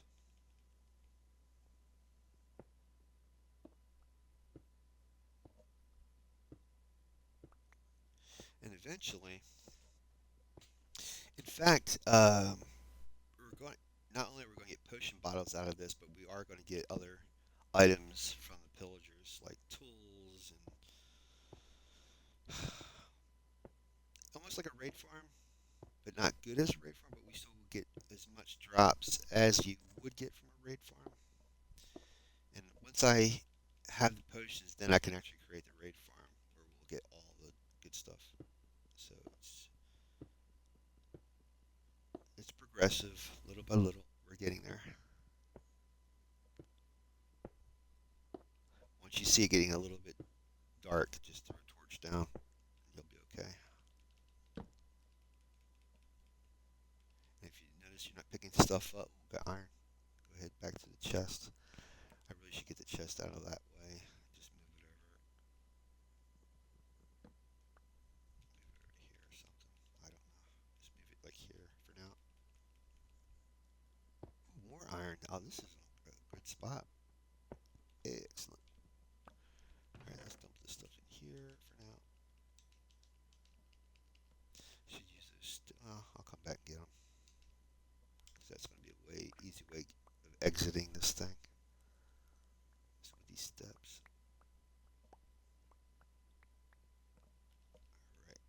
Alright. 670. We're going to 660. Right, 676. Upper left hand corner of my screen is my coordinates and the days played, so you can see how many days I've been in this world. 94, man, we're getting there.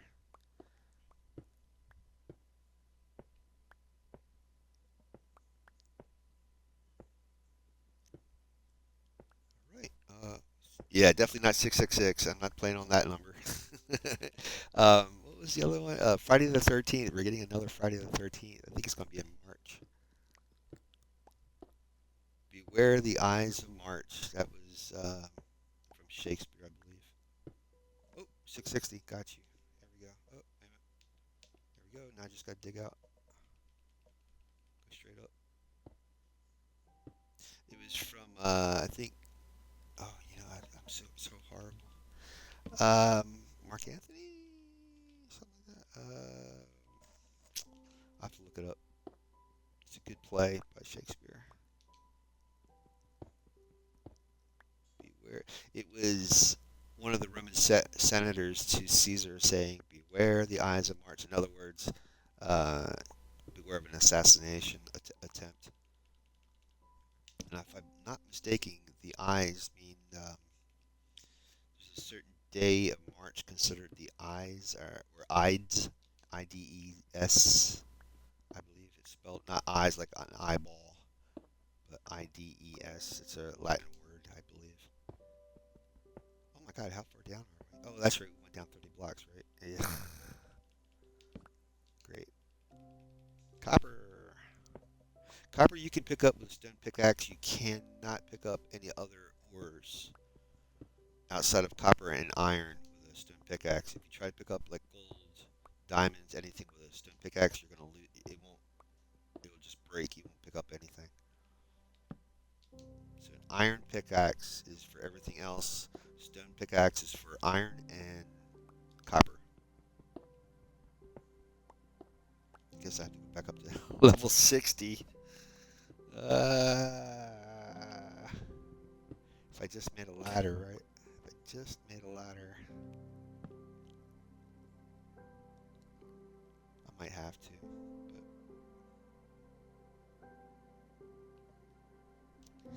you don't want to dig straight up too. That's the other thing. You really don't want to dig straight up either. Oh, there's mother. look at you, Red, planning ahead.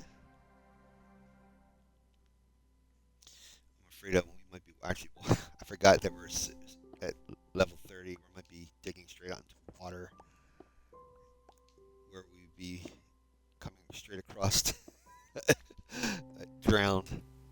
So hopefully, if I pop water, then I'm gonna go straight up with a ladder. This is gonna drive me nuts anyway. Eventually, keep going up and down these damn darn stairs. But once I get into the Nether, we'll get soul sand, and we can make bubble elevators, which is so much faster, so much better than ladders. Here we go. So you gotta be careful. All right.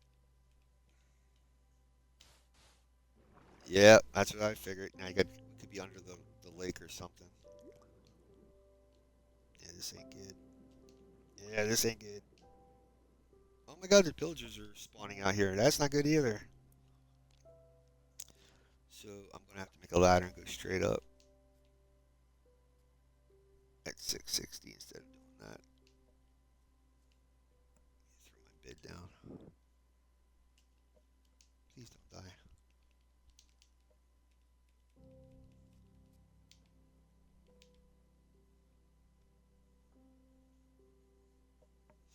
Unless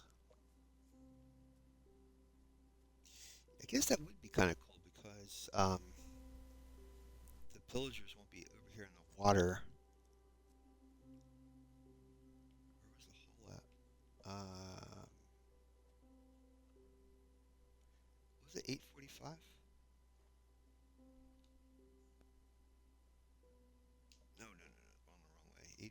8:45 by 660. That lone pillager out there. 8:45. There we go. I think this is it. No, that's it, right? Yeah.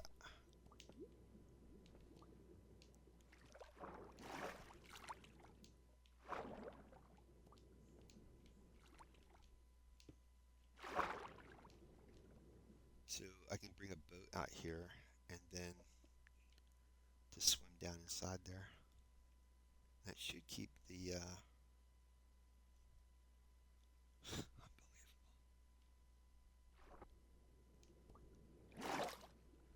and if I set up a gate,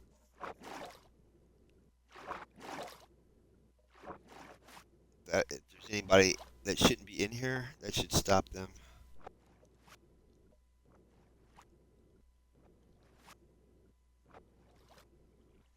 Oh, you know what I should have done is put some slabs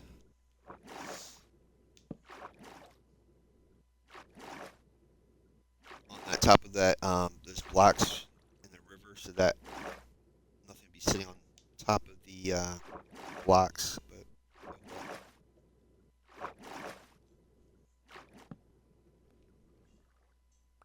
we'll figure this out. Trust me. I mean, I could dry that out too. I'll stop that nonsense.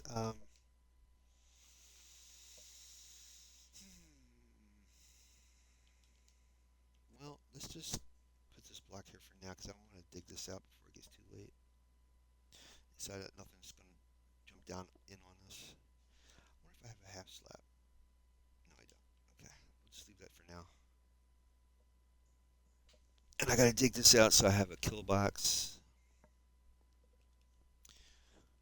Where's my pick? There we go. Ooh, put stuff in the chest here. Look how fast this stuff just fills up.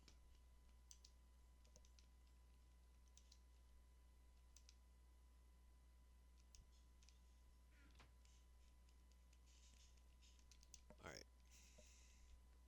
So I believe this is the kill box right here. So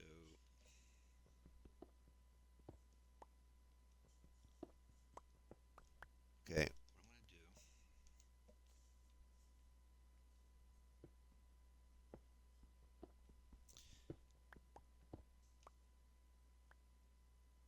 Let me get my half slabs too. So what's gonna happen is they're gonna fall right in the center thing here.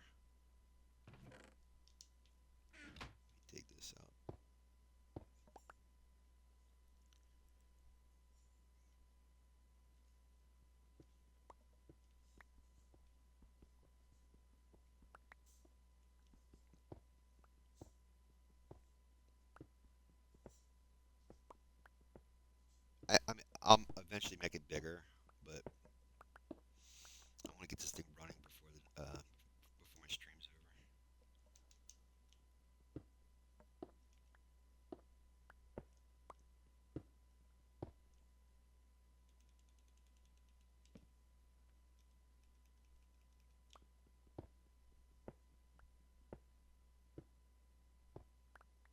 Okay.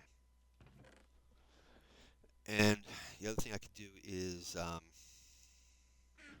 put hoppers on the bottom here. So when I kill these guys, this stuff goes right into the hopper.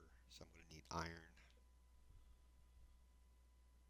I'm going to put a thing of water in here because they're going to drop, and I don't want them dying of fall damage. Then you won't get any of the drops.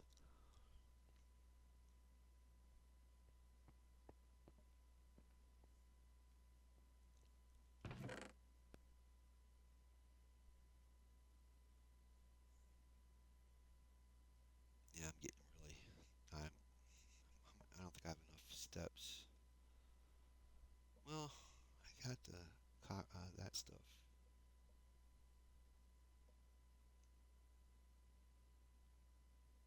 Let me go with the ladder.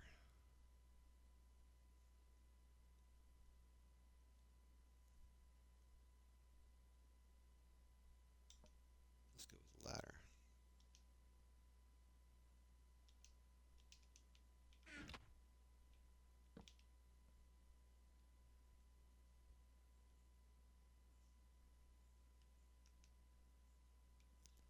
So I'm gonna need sticks. There you go. 30. Yeah, because it's about 30 blocks above. I should do good. Oh, I need this. I should put the slabs down just in case anything decides to fall down on us here. Putting a half slab will stop them from. We'll be able to. Oh, you know what? I'm doing this absolutely wrong. Hold on. It's got to be on the top and not the bottom there. There we go. That would make more sense. Here we go. Like this.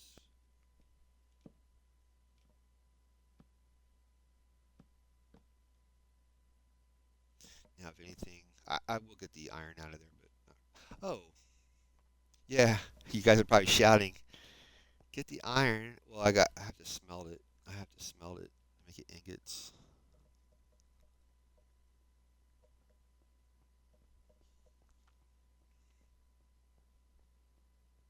Wouldn't that be spooky if this is 660 right here?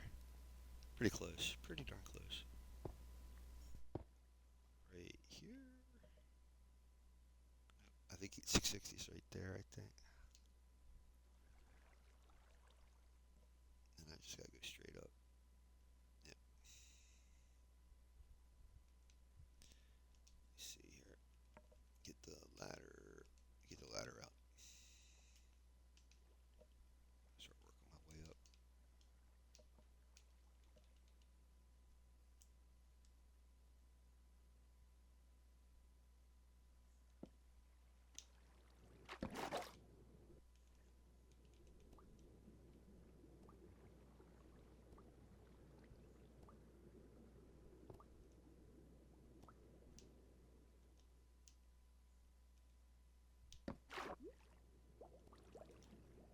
It's so funny. There we go. Because it should hold the water back. There we go.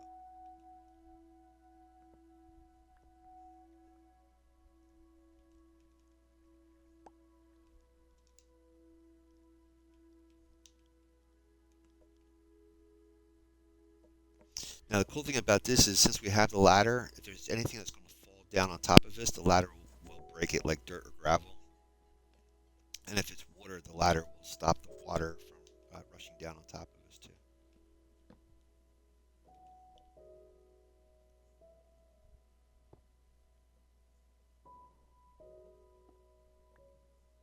But it does take a little bit longer mining if you're on the ladder.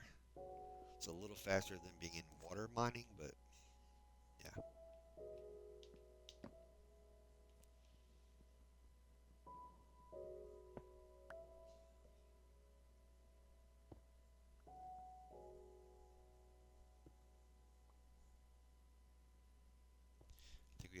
to level 60, I believe.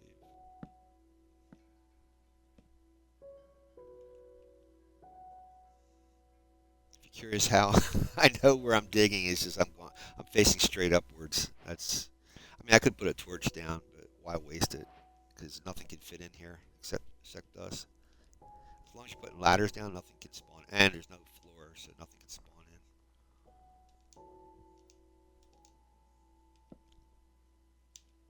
Be careful if it's too wide and you step off the ladder, you could fall.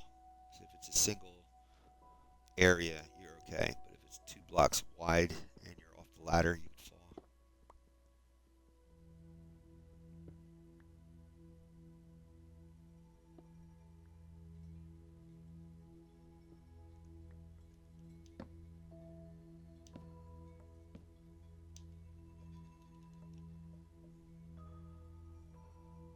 Hopefully, there's nothing at the surface, and hopefully, it's still daytime.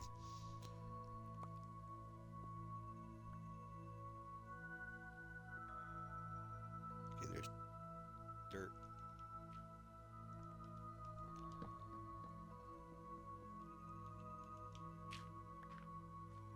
Thank goodness. All right, and hopefully, there's nothing waiting up here for us. Excellent. All right, let's put a torch here. That'll stop anything from coming in on us. Throw a bed down.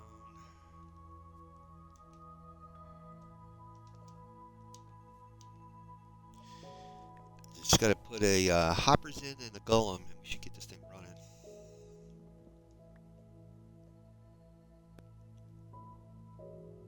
Oh Lord! Look at all those zombie villagers.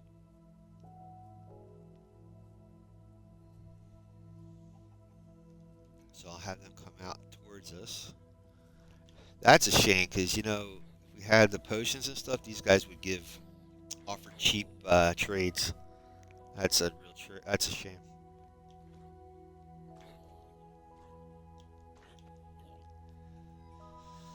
So, throw torches down here. That'll stop anybody from spawning inside the shaded area.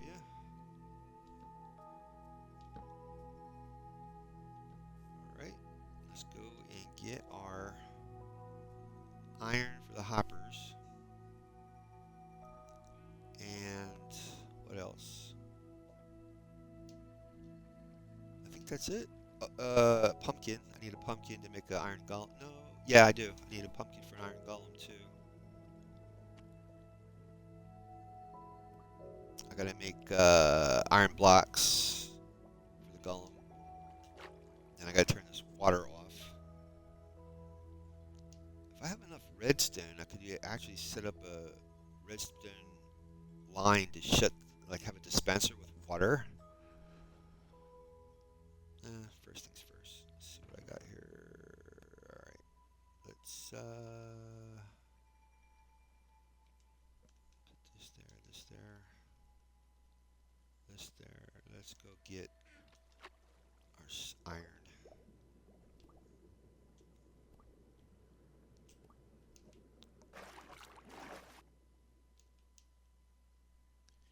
And pumpkin, iron pump, and a pumpkin.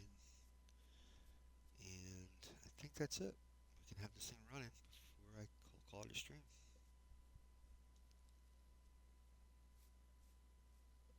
I am very excited. See how these are all path blocks? That way nothing can actually spawn on this platform. And speaking of which, there we go. And I just got to work my way back over to the iron farm. I need to um, get some saddles so that way I can have a horse going back and forth. But I don't want to harm any cows to get leather to make the saddle. You can actually make saddles now. Before this last update, you had to fish for your saddles or get it from a raid farm. But yeah, that's what I'm thinking. I'm going to probably get these saddles from this raid farm once I get it started running. And once I get into the nether, I can make a hoglin farm, and that's these like boars that are in the nether. and they'll kill you anyway. So you're doing yourself a favor by making a farm to prevent them from harming you. Then you're going to get leather and the food from what they drop.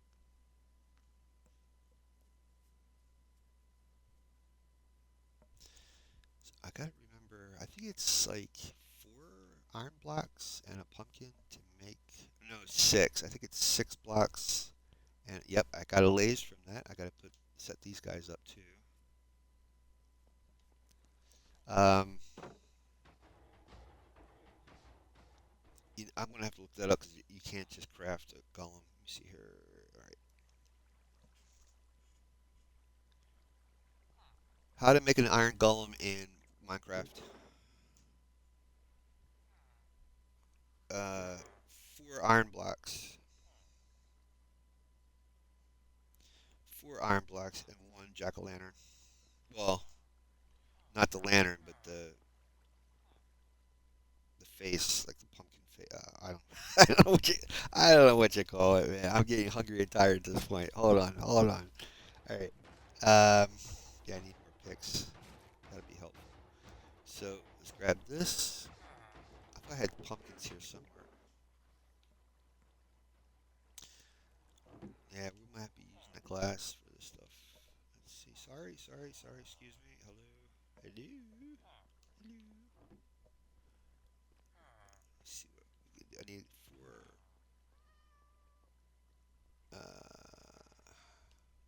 Should have pumpkins in here somewhere. I need.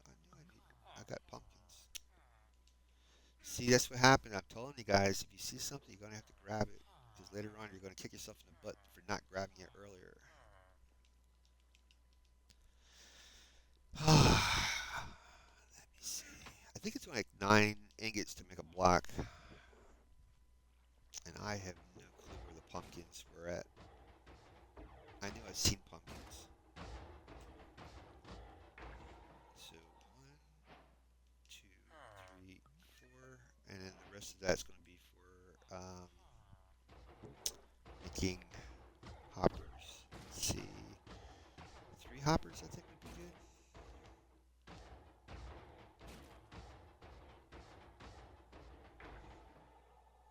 Let's go with 3. Then we gotta go find a pumpkin. Oh, you know something? I need shears because I gotta make the jack-o'-lantern face. It's not a lantern because I'm not lighting it. I'm just using the face.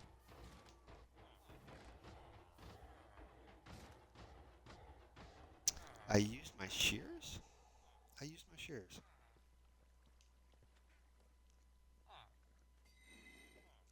And like I was saying before, this place won't operate unless I'm here. So, this doesn't automatically just keep making golems. You have to be here, physically here, for the golems to be generated, to spawn in. So that's why you try to make a base, so that way you're doing other stuff while they are spawning.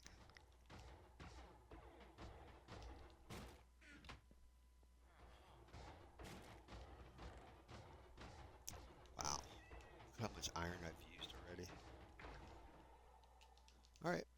All right, maybe I can throw this into the furnace here. Interesting. Okay, I'm out of leaves. I had leaf litter I was using for fuel.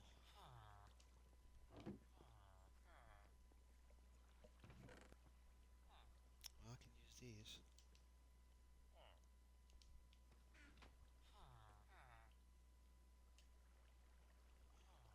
There you go. Let's go do our thing. Get our thing on, man. Mr. Oleg will be back. Trust me, sir. We will be utilizing your abilities. I'm really excited to get this thing working. I can't tell you how excited I'm getting.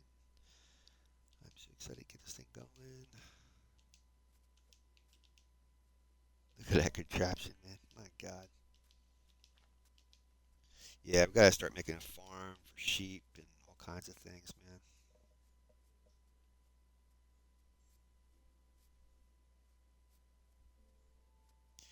Wouldn't it be nice to have a horse to get a little faster over here?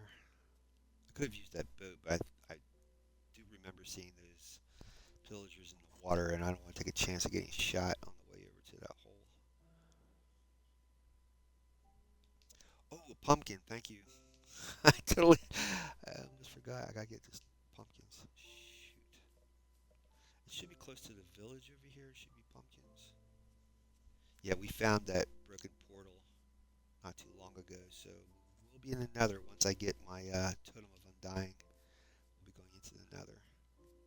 I need to get like a diamond armor, all kinds of diamond stuff. Is there yeah, there's pillagers down in there. Great. Where is my pumpkin? I could have sworn I saw pumpkins somewhere along here.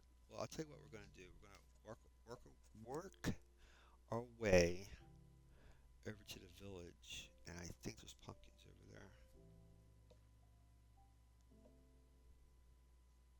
I'll be surprised if there isn't. If your belly didn't get tweaked right then, mine sure did. We are so close to the edge, and I'm not crouching. There we go. Now I'm crouching because I scared myself. All right. Could have sworn there I saw pumpkins sitting like on this hillside or something, but now I don't see them. So when you want something is when they disappear. Stop being in the mode of wanting, and then the universe will work for you. I guess. I don't know. I think that's an alleged thing. How's that one? How'd you like that? How did you like that one? That was not cool. All right. My kingdom for a pumpkin. Then I gotta turn this water off too. So we're gonna get to the top, turn the water off, and then somehow go from that bridge over to that hole over there, and then work our way back over to here, and then. Oh, and I gotta make sure these holes are all the way open too.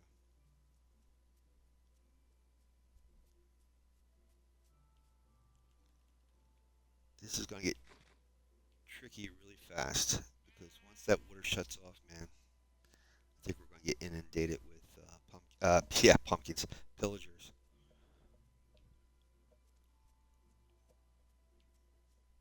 Gotta be careful. They could be lurking out here too.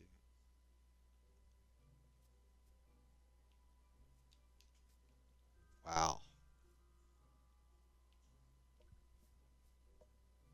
Don't want to fall down there.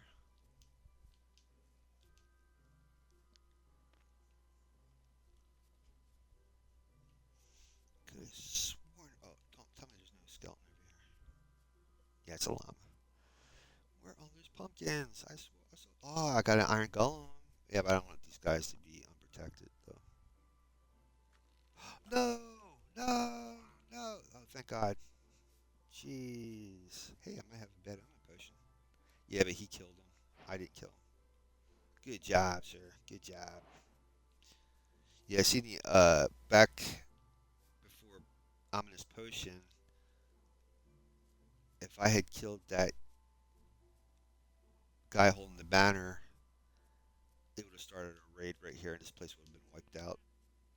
It would have been wiped out. Unless the golem got to them before I did. Where the heck are those pumpkins? Are you going? Are you trying to tell me that I got everything ready? Now I'm not going to be able to have a pumpkin to make an iron golem? Yeah, I really don't want to. Because once I take this guy out of here, um, bad things, bad things are going to happen to this village, and I don't want that happening. Always good to have a backup village somewhere.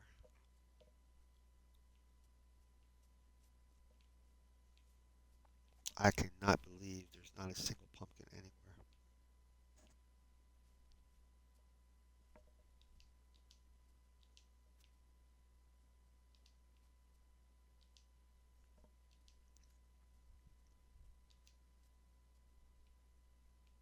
Well, what I can do, there's another village.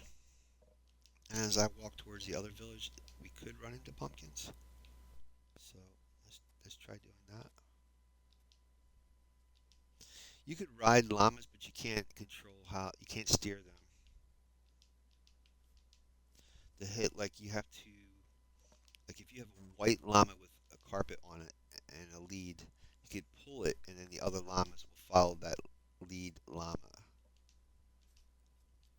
You can put there's the pumpkins, and then you can put chests on them and stuff, and like a caravan, which is really cool. But you can't steer them like a horse. Careful of holes, gaping, death traps, like that one. I would not relish the idea of restarting the stream today. Okay, so let's grab a couple of these. They were saying something about if you put the pumpkin down in that pillager fort, the stem will point to the spawn spot of where the pillagers spawn, allegedly.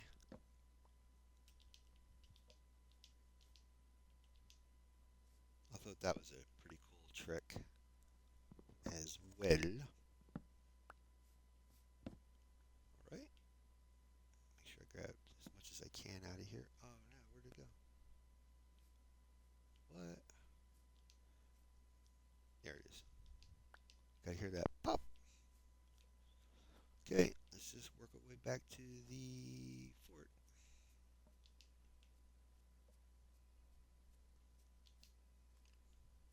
I can hear skeletons moving around down below.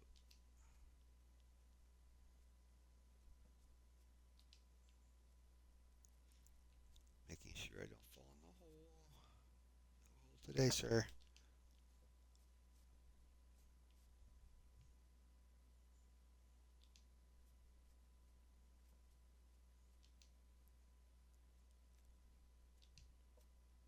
Yeah, I gotta make sure that I think the iron golem won't drown. I was gonna say I gotta turn that water off before I put the golem in, but I don't think the golem drowns because I've seen golems go to the bottom of a river and a lake, so and the ocean. So I don't think that's an issue.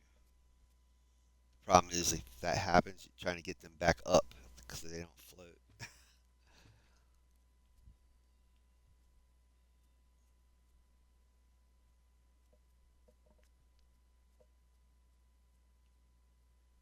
I'd be running and hopping and stuff, but I'm not familiar with this area, and if I fall in the hole, that would not be a good end of stream. Just saying, just putting that out there. Just saying, I will not be a happy camper. Also, Shu Rayner, Shoorayner, Shu Rayner, another great children's artist, illustrator. Highly recommend you guys checking out that guy. Oh no, where did I put my boat? Oh, I used it for the LA. Right, right. Well, it's kind of dangerous going across this water without. What is that? Oh, they're zombie villagers. I was like, what the heck are the villagers doing down there? They will eat my face. They will eat my face, as Avamant says, and I don't want zombie villagers eating my face. That's not a good stream. Very unpleasant. All right, where's my letter? Go down below. Put in my hoppers in my chest, and then my iron golem, and we will have a working farm.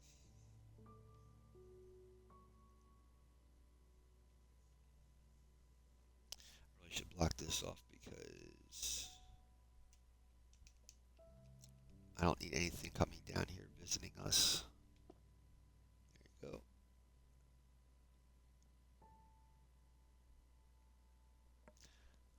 Put those hoppers in. I'm going to connect the chest to those hoppers. Probably underneath here. So let's see. So the hoppers will be there. Then the chest should be here. Actually, yeah, it's gonna have to go further out because I won't be able to open the lid unless this is glass or something like that, or steps. I could put steps in here, upside down steps, and I could open it. I think that's what I'm gonna do. All right. Let me make a couple of chests.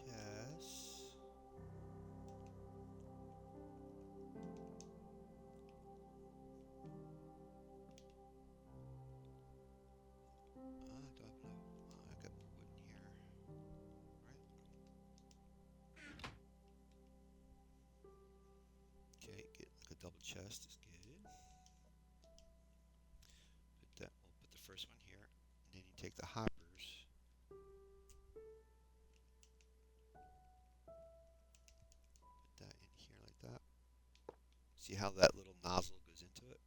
Then you just simply click that to that one, and it should flow into that chest. But we're gonna have two, so then anything it won't overflow. It just everything goes into this chest. Then I'm going to put the blocks back. Oh, I wanted to make those steps right. Okay, I should use stone because if I don't know, they don't burn for for whatever reason. If that's a possibility, you know. So put these down like this, and now I can open my chest and throw some water down so that these guys don't die of fall damage. Like that. Put in our golem, and we have a working. Oh, and I got to turn the water off up top. We're almost there, guys. We are almost there. Almost there.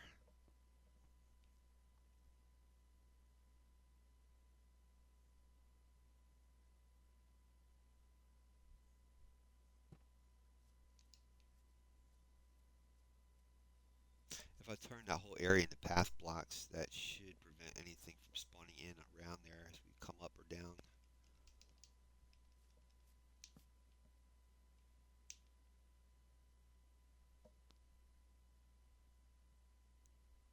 All right, I'm excited, man. Oh, I gotta make these holes better. Right.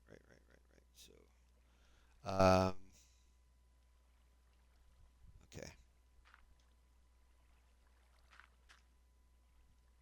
I think they're only like, what was it, like 3 blocks down? Yeah, like that. So I have to make sure all of these are unblocked.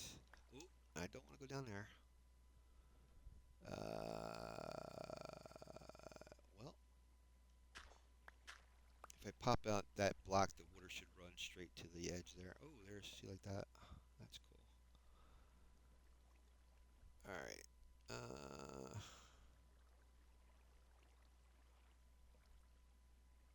Okay, water's coming down there, so that should be open.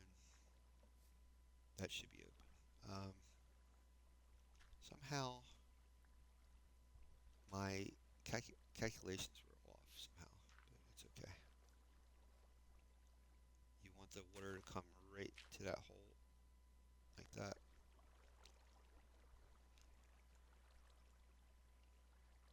I think what it is I did, well, I did double side, but that's okay. This is fine. I have to go up top, make the golem, put the golem, set the golem up. Also make sure that there's 3 of these. Um,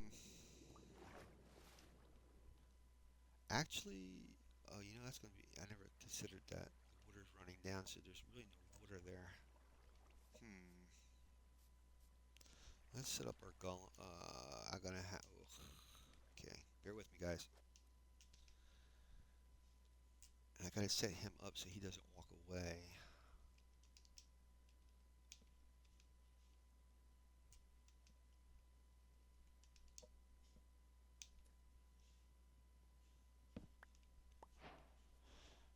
I'm really afraid of turning that water off.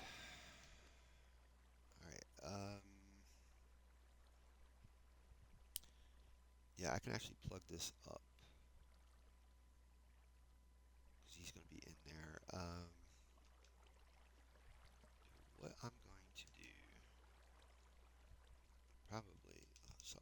this, I guess, so that they can see him. Oops. And he can't get out. Um, yeah, it should be fine. Okay, and then my pick.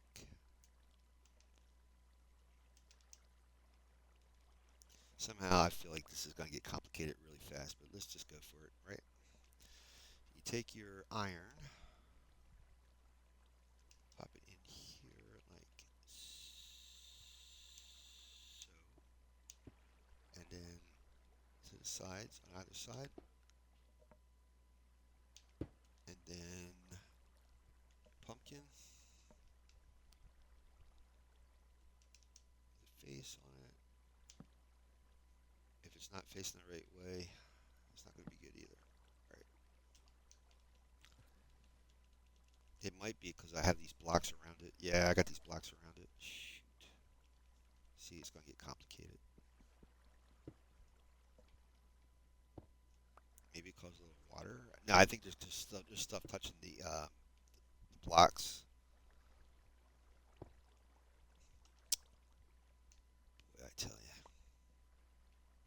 Maybe I got to put a fence in here so he doesn't wander out.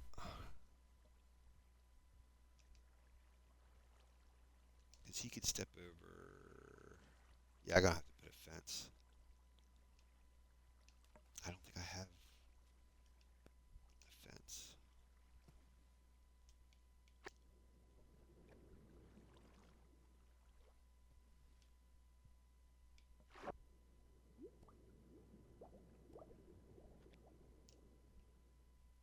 I'm going to have to make one.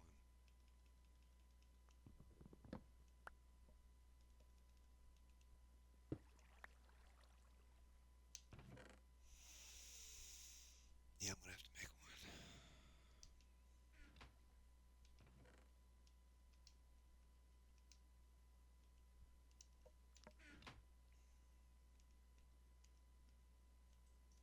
Or I should say a wall because it's stone. That should be fine. And yeah, let's just go with that.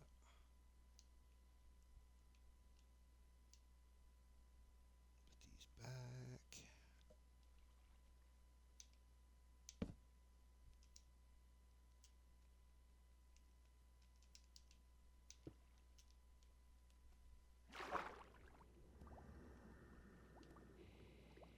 I don't know why I didn't think of the fence first off, but hey, better late than never. No, I just didn't want to drown. Oh, come on. Don't make me go up that ladder. Come on.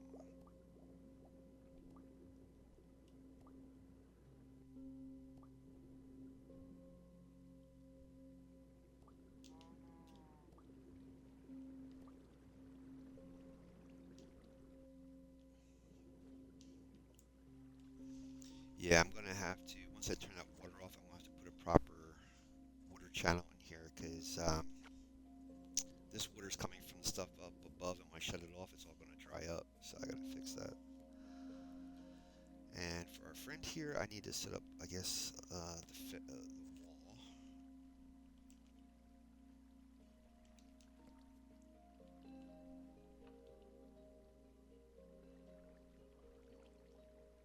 Trying to think of a good way of doing this.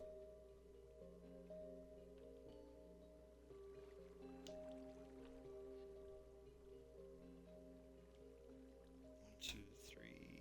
I don't want it actually touching him.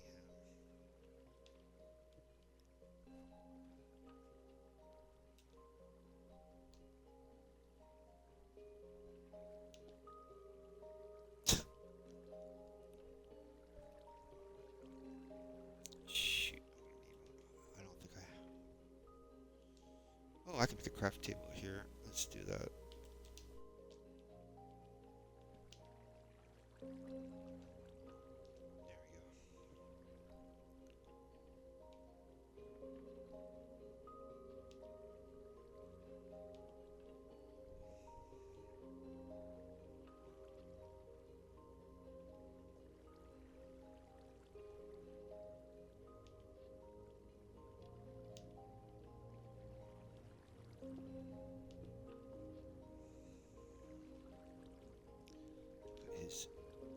I think the reason why, like I said, again, it wasn't working is because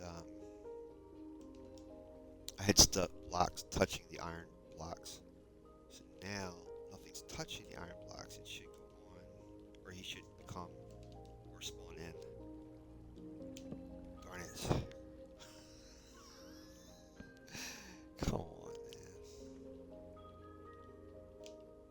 There we go. Are you, maybe it's because of the water, maybe?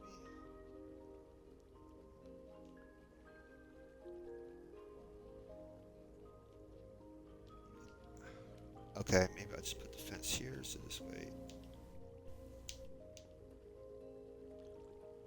Son of a gun. There we go, right? No. Still are you gonna. How's that? No. Yeah, of course. Oy vey. Is he dry now? Okay, this should work.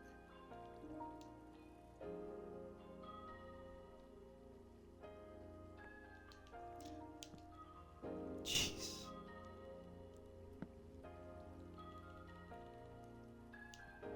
There we go. Now, he shouldn't leave there because this is all wall. And like I said, I gotta go turn the water off so that I can fix these channels. And since he's here,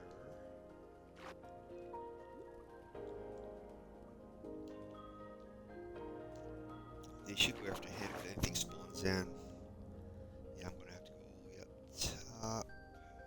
Turn this water off. This is gonna get dangerous really flipping fast. I really shouldn't, but, well, yeah, if I want something to spawn in here, I'm gonna have to. I might have to break the entire fort because they could spawn. They could spawn up here, and I don't need that happening. This is gonna get crazy, man.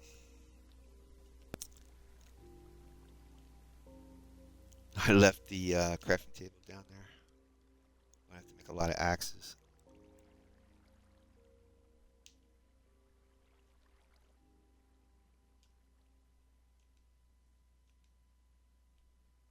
That's the only axe I can make. Are you serious? Oh, I don't have enough sticks. Right.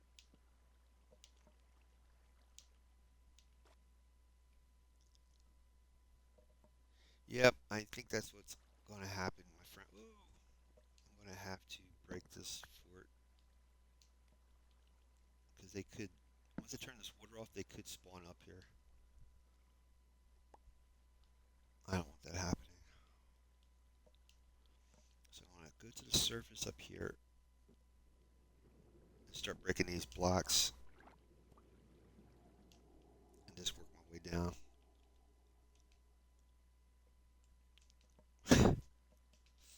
Hate to do it, but I got. At least I have that platform up there, and I could use that as a guide to make the raid farm. I'll just leave this stuff there. I don't think they're going to spawn on these chests. If they do, I'll be very surprised.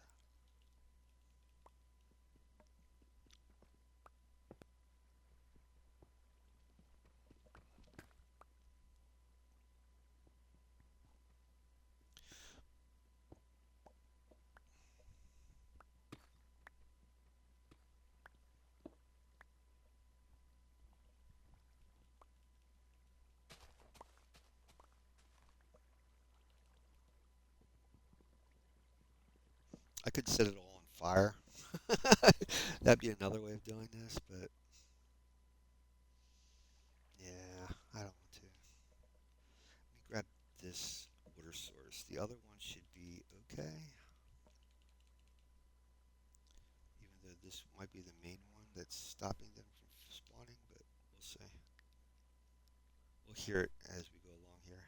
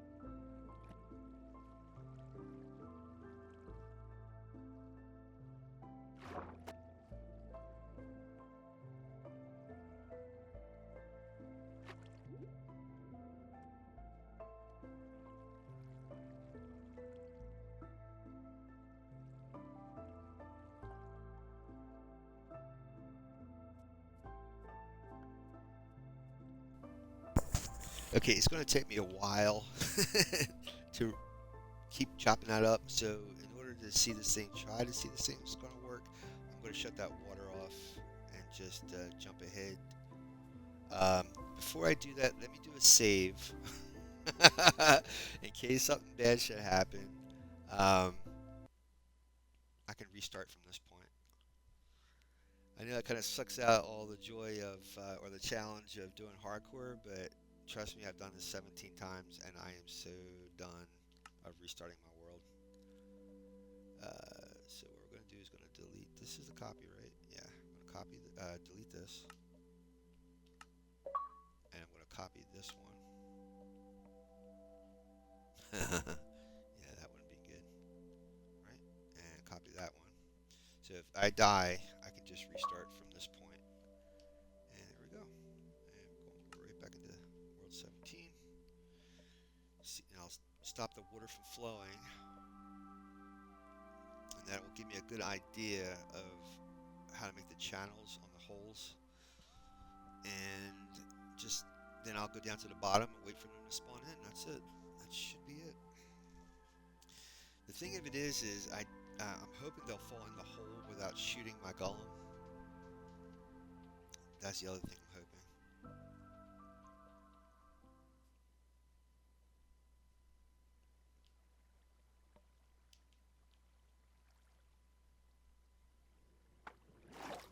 What I should do is make a hole here and put the water in. There we go. So I can grab that water up top. And hopefully get to the bottom before it's dry. I think there's only one water source up here I have to worry about.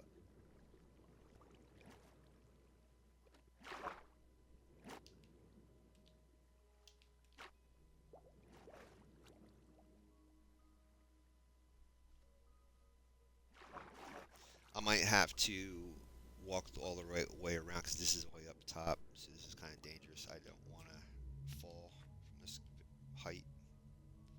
So unfortunately, I wonder if I could. What I think the smart thing would be is to make like a water source here. I should make a dispenser, but I don't have one.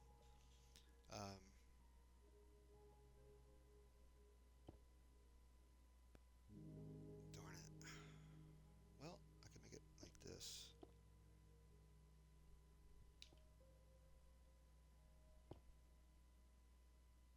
Let me put my bed down real quick before something bad happens.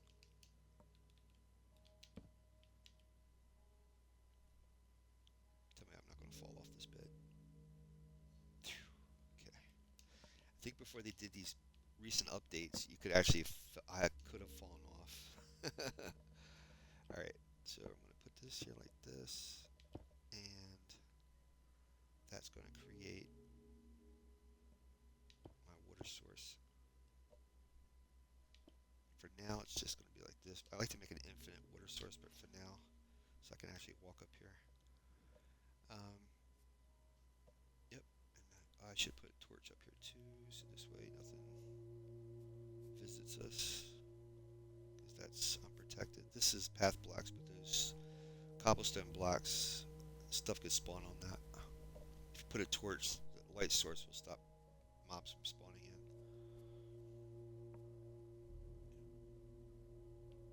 in. Interesting, so there is still another water source down there.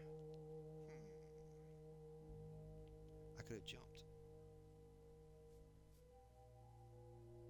I gotta figure out where the other water source is.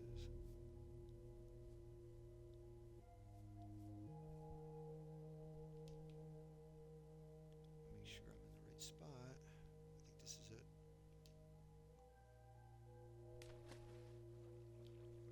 It's up above. I wonder how many buckets of water I threw down here.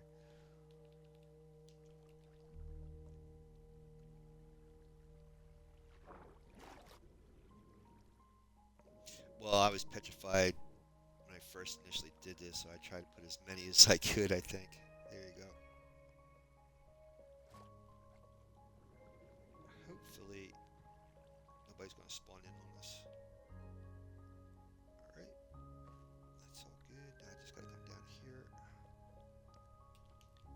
Let's see, I have any dirt blocks? Put that. Okay, it's gotta go like that. I gotta dig this out.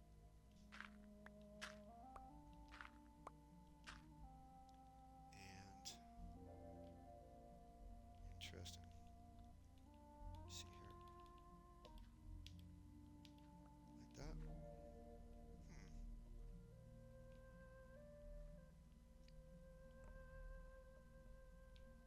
That's weird. Should be one on either side, like that. Then have the water come in this way, like this.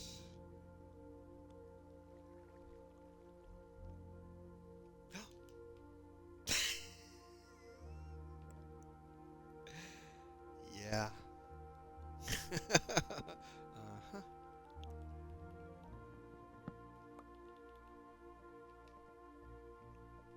Luckily, we're near a river where the hole is. I'm gonna get rid of some of this stuff I got on my inventory here.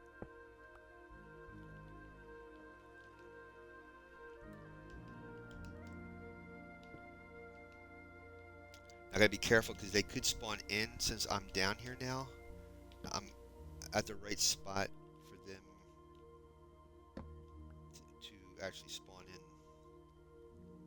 because I'm 30 blocks away from there, and there's an iron golem to draw them in, bait them in. Guess that's it. Hopefully, we won't get attacked when I go up top. But I gotta get across that platform though. Should put a ladder inside that hole to get back up until this is finished. Grab some more water.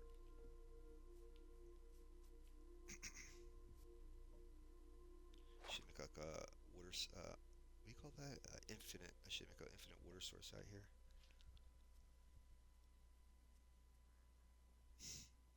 Uh-oh. Yeah, they're spawning up top. I thought yeah, yeah, yep. Well, they can't. Oh, crud. Did they kill him already? And they killed him already. These sons of guns. Yeah, they killed him already. Darn it. Yeah, well, that answers that question. I do have to destroy that entire top area. Let me go back out and turn that water source on again. Well,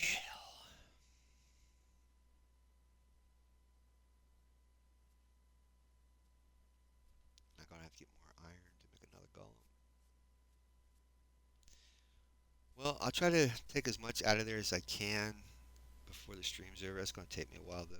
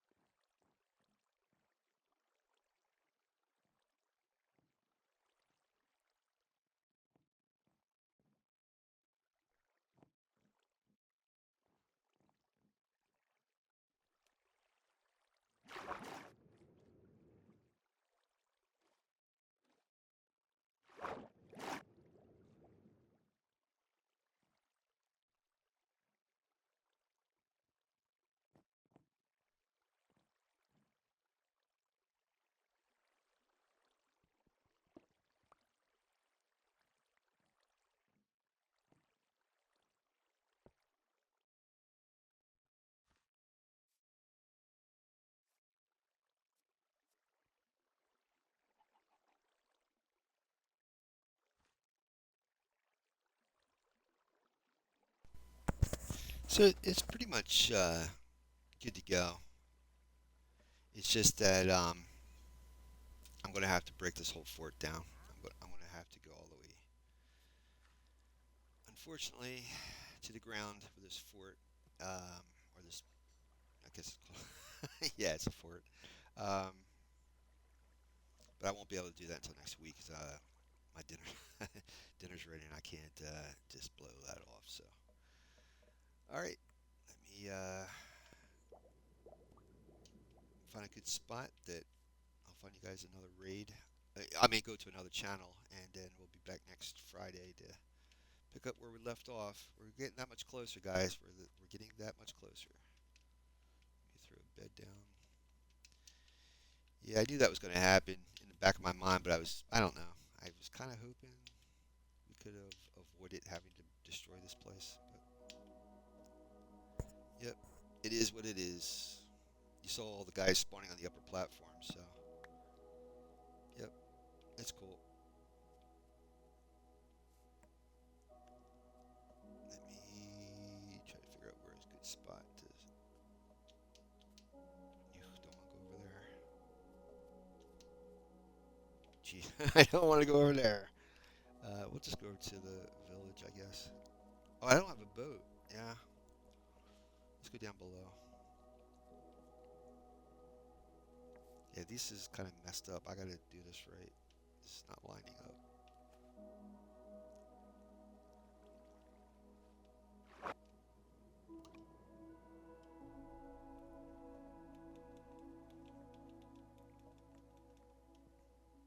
Guess this is the safest spot.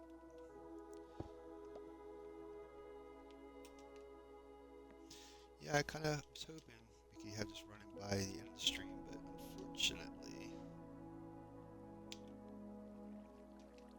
Minecraft guys have other ideas. So let's put this here. I'll find you a raid for you guys can go check out, and then we'll be back here next Friday. Monday again. Hopefully Monday everything. I'll be feeling good enough Monday to. Okay, this is weird. I guess because. There we go. Can I turn around? No. Can I turn? There we go. Jeez. All right. Let me see if I can find you guys a raid. Oh, my backside. Let's see who is available for a raid today.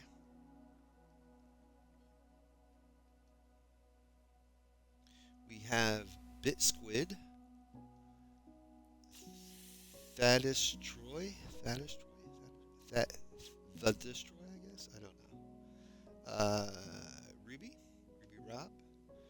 We have Magana, Queen Glowstone, Beta, TTV, Ninja, Motown, Mickey. Let's go up to the top area here. The Biscuit looks interesting. Parkour training and aura farming. That looks interesting.